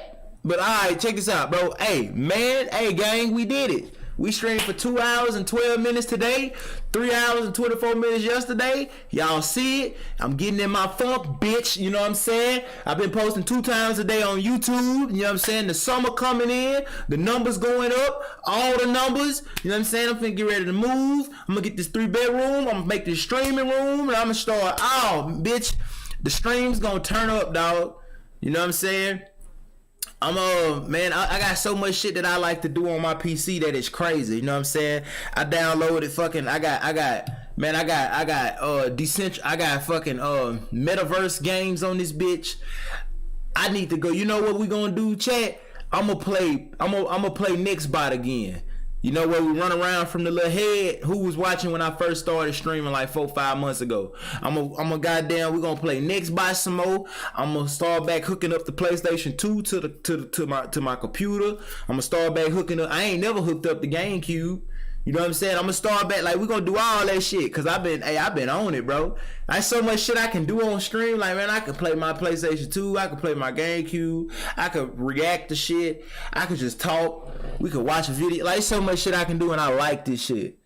But when I play the game, nigga, that's when I stream for like 5 hours. Like, my longest stream is like 5.5 hours, 6.5 hours, some shit like that. Like nigga, y'all know I can get on this bitch and talk for that. I can talk to my neck start hurting, and y'all know this shit. Like, your boy really be working, nigga. I applies the pressure, and as long as y'all up in this bitch, it's gonna keep you know what I'm saying? It's really gonna keep being like that, nigga. Like, I can really talk. I can talk without nothing to do. I could just get on this bitch just like this. Fuck what y'all talking about. Hold on. Man, I could get on stream just like this right here. I swear to God, right here. Just like this. I can get just like this. I can get on stream just like this and go hard. Like, a nigga like me, boy, I get on this bitch and go hard with just me on this motherfucker. Tripping. Like, just, and making sense too. Actually talking about some shit that matter. You know what I'm saying? So it really don't even matter, man. Like, I'm really like that. This ain't no fucking act. I'm not no influencer, nigga. This is me. This is personality. This is what it's really boiled. This is what it really fucking boiled down to in the world. I'm saying? Real from the fake, nigga. I'm not a nigga. No, this is me. 5 hours and 18 minutes longest stream. You feel me? And I was playing a game, nigga. I think that was Crash Bandicoot. I don't know how the fuck I did that. Like, I wouldn't even, man, it's really like that. You know what I'm saying? You know, but hey, look. I'm finna hop up off here, gangy gang. I love y'all so much. I'm finna show y'all my other channel where all the streams will be uploaded as well. All the clips, all the reaction videos, anything pertaining to streaming format like this with the anything. Clips, reaction videos, reactions to TikToks, streams that I done already did. I'm gonna upload all the past streams on that bitch. Every time I stream, I'm gonna stream on both YouTube channels at the same time. This is the channel you can go to for all the streams and reaction content. My main channel is always gonna have the streams saved in the past live playlist. But this other channel is gonna have the streams plus reaction content. Like, it's gonna be always, I'm gonna have so much shit on this bit. Like, I'm finna show y'all. I already got content over it. I've been posting. Let me pull it up. I got the thing off the screen so I don't fuck around and show y'all some shit that'll get me banned off this bitch. Okay, see, look at this. Y'all see this? Y'all see this YouTube channel right here? Hold on. Hold on, give me 1 second. All them chicken legs, Allie. Stop all them. God damn it! Yo! Look at all that meat. All that fucking meat. I'm with it. Y'all see this? I'm streaming on this account right now. You know what I'm saying? I'm literally streaming right now on this fucking account right here. You know what I'm saying? Y'all see that? Make sure y'all go to this account. Make sure y'all go subscribe to this account right here. This account always gonna have, you see the shit down there? Fuck, I gotta scroll up. Okay, you see it? There we go. You see it? You see all this shit on there? Wiz Khalifa said not smoking doesn't help you. That's a reaction to some shit. Farad reacting to Sharp on why he goes off on women. The Nextbot game. That was a 2-hour stream I did right here. I was playing Nextbot and Sly Cooper for like 2 fucking hours. Here go chased by a Nextbot in the back rooms. See, I did, man. Let's go to it. OGs probably was actively. Cuz, what the fuck? Yo, This shit is fun, but it's terrible. Like, this is fucking. Am I recording this? this was like 5 months ago. Y'all see this shit? Do Obunga watches, man. Come on, man. Hold on. Hey, this shit is so fun. This game is so fucking fun. I ain't gonna hold you, bitch. This game is so fun. Like, this shit is it's repetitive, but it's fun because nigga is scary. The niggas really catch you back to back. I did my Look. stream with that motherfucker. Hold on, watch And this damn shit. It. Watch this. Press V to fly. I know. I just don't wanna. Where that bitch Watch this at? shit. Watch this shit. Hold on. Come on, man. This is dead end. I forgot what I had in there. I don't remember who I had in that bitch. Come on, man. Come on. Yo, man. hold on, wait. I really want to see when I got caught, man. This shit was so. This game, I like that game. I like the only games I like playing in terms of streaming, cause y'all know I'm a variety streamer, bro. I'm not just gonna play games. Like, I'm gonna play games. I'm gonna react to shit. I'm gonna talk about shit. Like, nigga, I am the. You know what I'm saying? Like, I am the content. Like, I'm the fucking. You know, I'm the content. Like me. Me talking, me as a person. So that's why the only games I like to play in terms of streaming is really my online games like this. Cause I think I was going I got Nextbot, I got all the I got my Sandbox universe, I got Sandbox, I got the metaverse and shit on there, and my PlayStation 2. I like playing Nextbot and everything on my PS2. That, like, in terms of games, that's all I'm gonna play. I need to beat SpongeBob. We never beat SpongeBob. Man, where you at?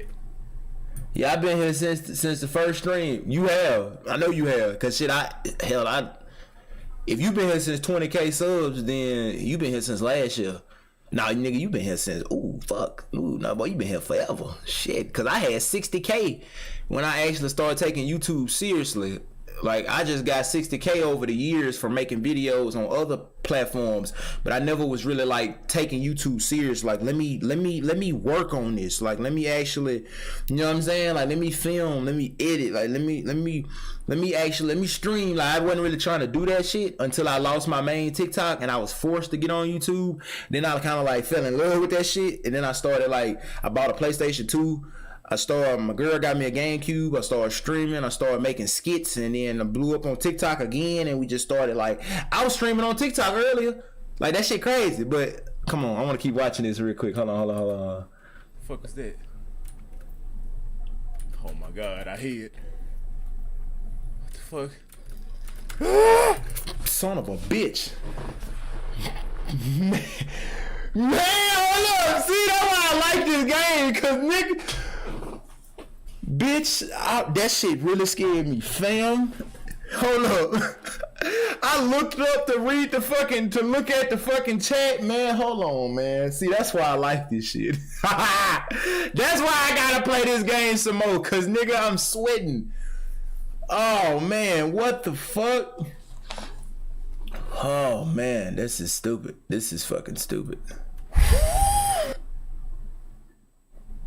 Oh shit, that gave me goosebumps, man. Come on.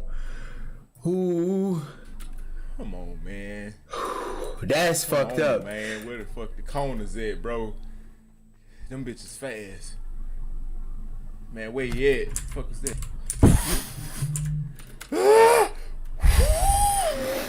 Yeah, that shit fucked me up. Hey, look, I got hey gangy gang. I got to go, y'all. I gotta scroll up again. I keep running out of screen, going to the bottom of the webpage. Okay, there we go. Look, so y'all go subscribe to the YouTube channel, man. This is for, see, on this channel, this is everything you gonna get. If you just want to see me stream, you can see me stream on the main channel. If you go to the main channel and you go to the live section, like right here on the main channel, all the past live streams will be on the main channel right here. You get what I'm saying? See, that's a 5-hour stream I did right there. I did that shit. That was like one of my first fucking streams. I just went hard for 5 hours straight. So if you go to the live section, or if you go to the past live past live stream playlist on the main channel, you will be able to watch all the fucking streams that I done did in the past. But if you want to see all my content like this, streams included, you can go to this channel, subscribe to this channel right here, and you'll get, hold on. Fuck, I keep doing that shit. I keep running out of screen. There we go. If you subscribe to this channel, you will get streams, you will get reactions, you will get clips, you will get everything. This channel gonna have everything stream related. Reactions, clips, whole fucking streams. I'm also streaming on this channel too, right here. This is the stream that I'm doing. I'm live right now. I'm live on the main channel. I'm live on this channel. I'm live on Twitch. And that's it. I could have went on Facebook too, but I ain't really been streaming on Facebook lately. But I think I'm gonna start too. So yeah, we chop shit all day in that stream. Nah, nigga, like that SpongeBob stream. This motherfucker right here. This one right here. Man, I played SpongeBob on a PlayStation 2 for 5 hours. Like, that's crazy. And I didn't even get far. I might need to do that again. I think I stream longer when I play games. I don't know why. It's a little different than other shit. But yeah. So I'm gonna do that because that just give me a chance to really talk to y'all like I normally do. Like when I go live, y'all know how we just chop it up on TikTok. I can just sit on live and talk to y'all for 3 hours about spiritual shit, real life shit, all type of shit, y'all personal shit. Like we just chat and talk, but really be making sense. We not just talking about bullshit, nigga. Like we really having real fucking conversations with real people about real shit, being entertaining at the same time, being funny at the same time, and playing a fucking game at the same time. Like when I play a game, it's different than when I react to shit. You know what I'm saying? But I want to ask y'all for y'all advice on some shit real quick before I get up off here, because I'm finna get ready to go. Because I gotta that's it for the day. I did the second half, and tomorrow I'm probably gonna come back and we're gonna react to. I need two favors from y'all. I need y'all to tell me what y'all want to watch tomorrow, because I'm finna give y'all a list of shit to pick from. And 2, I want y'all to hold on, let me see something. Damn, what was I finna say? Excuse me. I want y'all to tell me how y'all want me to make these videos for y'all. Finna show you. Okay, look right here. Y'all see all this shit on the screen right here? I'm looking at the chat now. I'm looking at the chat. Hold on, give me 1 second.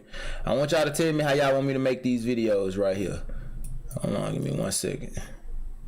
Okay, look. See, now I'm gonna let y'all decide, cause it's gonna be one of the streams coming up this next week. Alright, you see all these topics right here is shit that happened like in the last 7 days. I gotta take the chat off the screen for a minute. I can still see the chat, y'all just can't see it. But check this out. All these topics is shit that happened in the last week.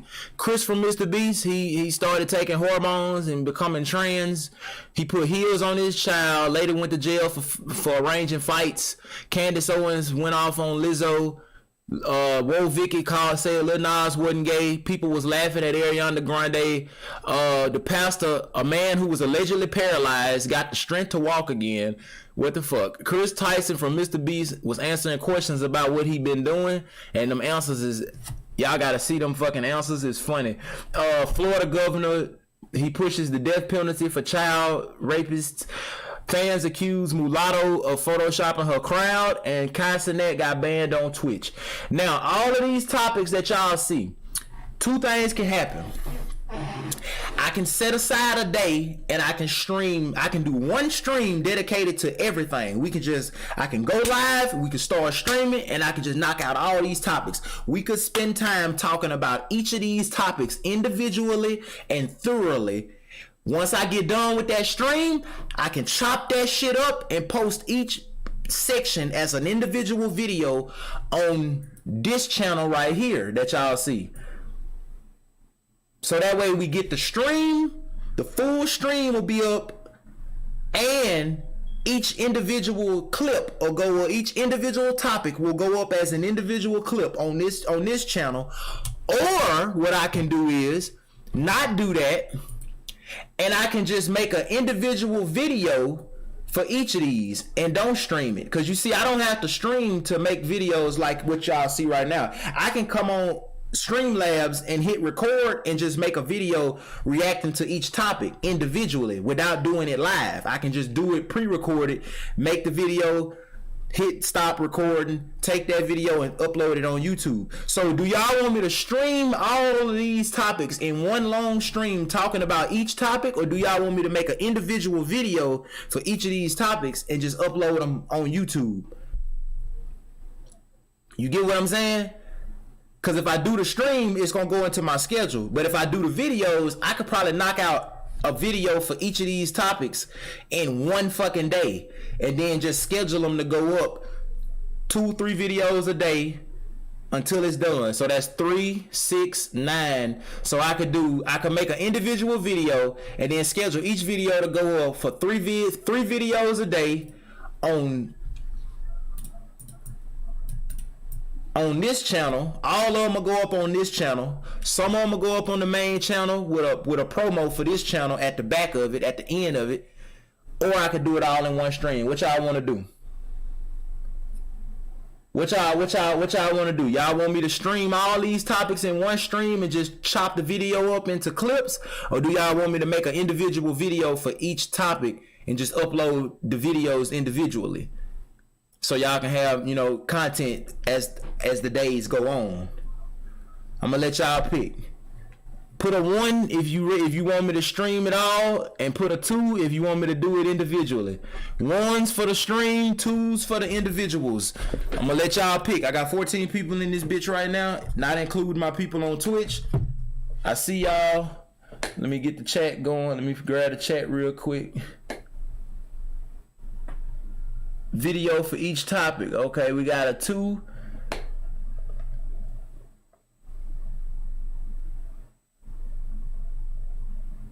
Yeah, 2. Okay, so we got another 2. So we got 2 people vote for individual videos and 1 person votes for the stream. Okay, yeah, 3 a day sound good actually. Let the controversy start in the chat, more traction for the stream. You right like a motherfucker. So yeah. That's another 2. That's another 2 for the individual. Another 2 for the individuals. Okay then. But look, see, don't trip if I don't stream it. If you hesitate, if you see, because I see everybody voting for me to do individuals.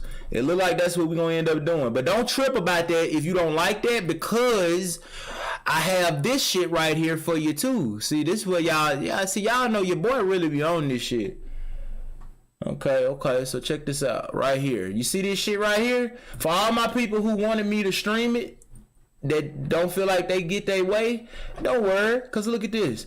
This is my react on stream playlist. This is the shit I got. This is the streams I got coming up for y'all. We're gonna stream an Aiden Ross and Sneeko debates Destiny. I got this Myron and Sneeko debate Indoctrinate College Feminists. This is a video about Fresh and Fit and Sneeko. Cause y'all like to hear me get in there on their ass about that shit. That's a 3 hour and 46 minute video. Boy, we might stream that bitch. That's a 7 hour. That's an easy 7 hour stream right there. I'm gonna break a record with that bitch. King Von, we did that one. I actually need to take that up out of here. Let's remove that let's take that out the playlist.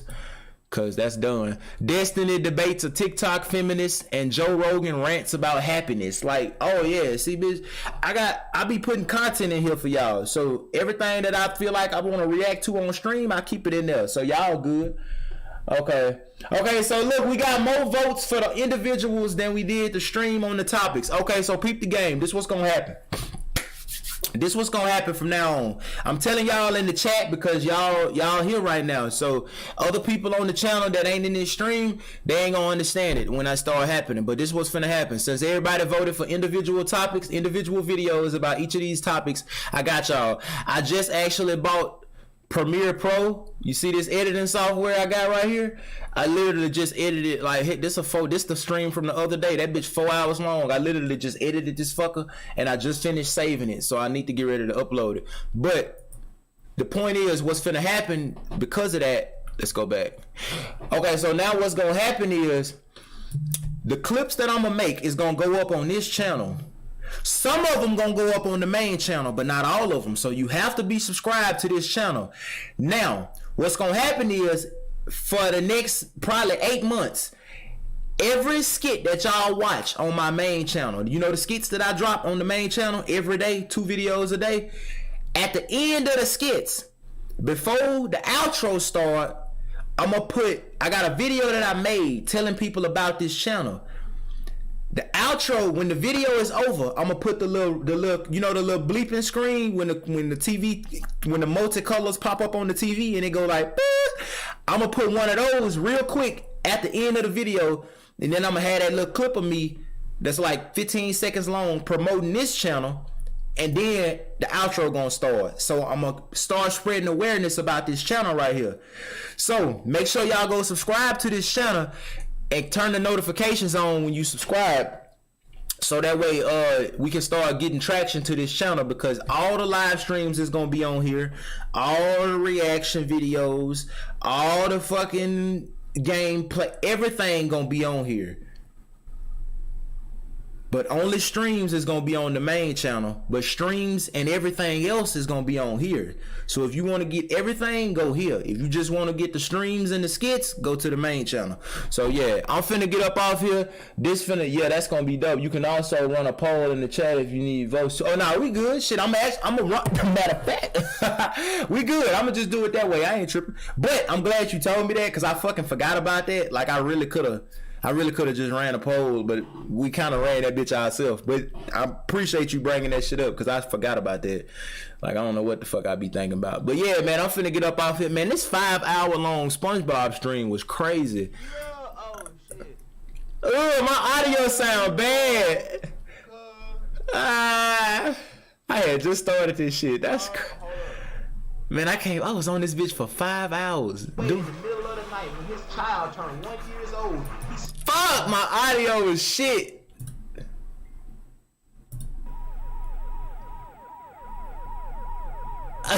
This is crazy. That shit, we was really on this bitch for 5 hours. Crystals and spirituality. I started watching card readings and shit. I'm looking at all this. I told my whole life story. That's why this fucking stream so long. I told my whole life story on this. This the stream where I told y'all everything that happened from 20 story time. That's what I'm gonna start doing when I play the game. We gonna start talking, man, bitch. Hey, this shit finna be fucking lit, nigga. Hey, man, hey, cuz. Hey, I'm gonna kick the bitch. Nigga, fuck that. These niggas ain't turned like this.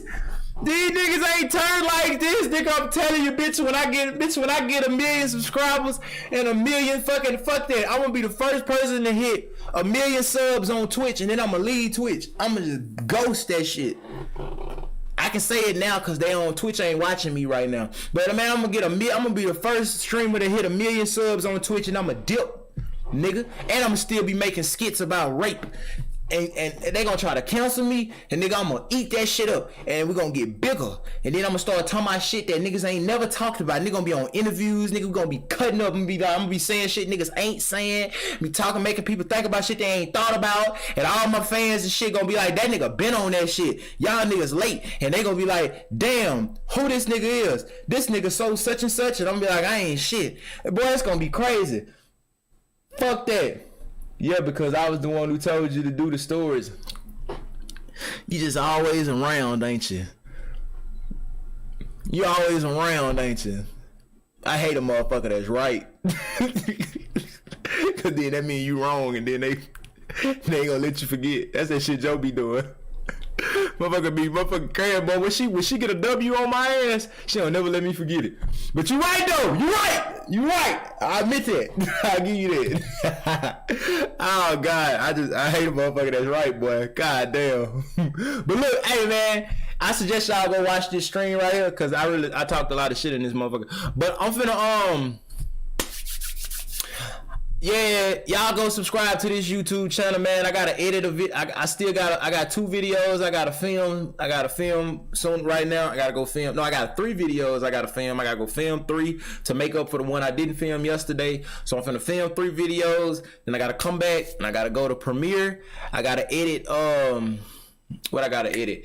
I did a reaction video to, I did a reaction video to some shit. I actually don't know if I want to post that because I don't know if that shit is safe. I don't want to risk. I gotta see if I can actually post that shit. I'm probably just gonna delete that, but I don't know. It's fucking like 30 minutes of content, and y'all know 30 minutes of talking ain't shit for me. But damn, it's 30 minutes, so I don't know if I'm gonna post it. But I am gonna. I do gotta edit another video. If I don't post that, I'm gonna just film a new one for one of these topics that I showed y'all. Not that shit. Don't click that. Don't open that right there. I'm gonna film a video for one of these topics right here, and then I'm gonna edit that video, upload that, and you know we're gonna ride this shit out. We got it. Like we got a whole plan now, bitch. We got a plan. We already consistent. I'm like fucking nigga. I pride myself on being like the most consistent fucking YouTuber on this bitch. You know what I'm saying? Like niggas, like keep it in the archives, real shit.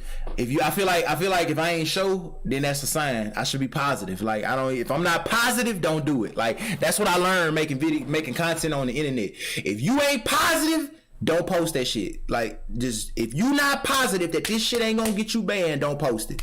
You know how many times I posted a video, I was like, I don't know if I should post this. Then I posted and I got banned. Like if you ain't positive, if you not 100% positive, don't post that shit. I'm gonna tell all my up and coming niggas, I'm gonna tell y'all like nigga, don't do that. But what I was gonna say was I'm gonna make a new video. I'm gonna drop that bitch. Yeah. So y'all go subscribe to this channel. You know what I'm saying? We had fun. 2 hours and 38 minutes on stream. I love y'all.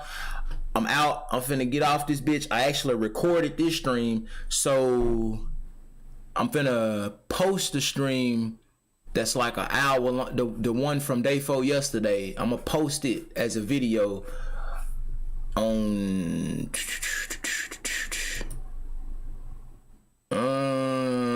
what should I do? What should I do? Hold on, let me see some. Matter of fact, I ain't gotta do this on here. Y'all ain't gotta see this. I love y'all. I'm out. Go subscribe to this channel for all the streams, gameplay, reactions, clips, everything. Go for Rod M tonight, nigga. That's what it is. You know what I'm saying? Professor Shiesty will be in this bitch tomorrow for your fucking pleasure. You know what I'm saying? I got my Shiesty mask, nigga. I'm gonna start getting hats and helmets and headgear and headpieces. I'm gonna start getting costumes and shit. Like nigga, we finna crank this, we finna turn this bitch up. You feel me? Like we really finna do that. You know what I'm saying? Like nigga, we're gonna deck these streams out, and when I get me a room that I can stream into, and I can get up and I ain't gotta sit at the computer, I can give me some Wi-Fi headphones, some wireless headphones, and I can walk around the room and stream with the camera in the fucking bitches up. Bitches up. These niggas ain't real like this.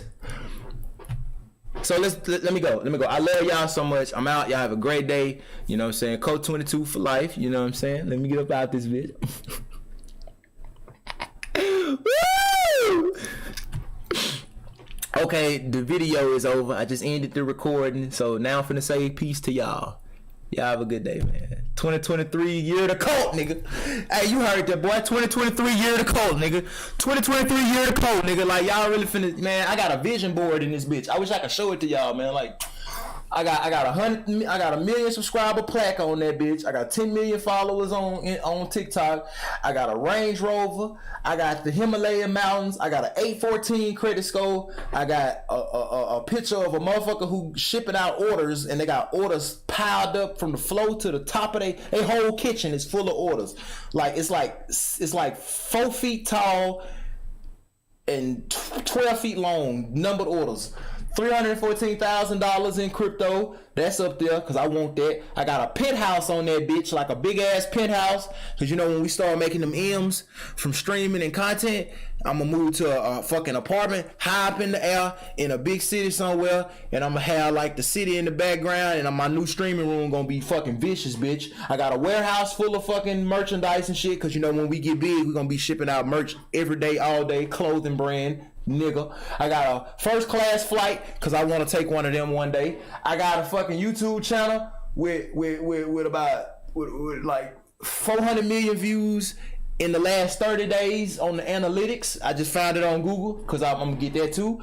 I got the Isha Yoga Center in Coimbatore, India, because that's where the fuck I'm gonna go to. First time I get some money. And I got a streaming room up there. It's a pretty ass streaming room I downloaded off Google. I put it up there too. I'm gonna get that too. Nigga, that's it. I got all that shit. And here we is. You know what I'm saying? You know, shit. I got 3 phones. It took me 2 years to get these. I had this phone last year. I just got this phone, and this my phone I got last year. I kept my old cell phone so I could use them for this shit right here. You know what I'm saying? I got one main phone, that's the one that's on. These 2 not on. Both these phones is off, but I use them for watching the chat and streaming and like working and editing so I can multitask. You know what I'm saying? I got this hard drive with music on it, unreleased music, and every video I've never made. Facebook, every video I've never made is on here. And I'm gonna start, I've been saving every video to my hard drive. Every video I make. Like, I've been saving all of them to this fucking hard drive. Everything, all my content. If rappers is saving their music on this shit, I need to save my content. Nigga, this is my money, nigga. This is like, this hard drive worth $100 million. That's the name of the hard drive. When you plug it into the computer, that bitch say $100 million. Like, this is, you know, this motherfucker worth money. So yeah, look, I'm finna go. I love y'all. I'm out. Peace. See y'all later, man. You know, make sure y'all like the video, spam chicken legs in the comments. Make sure you subscribe.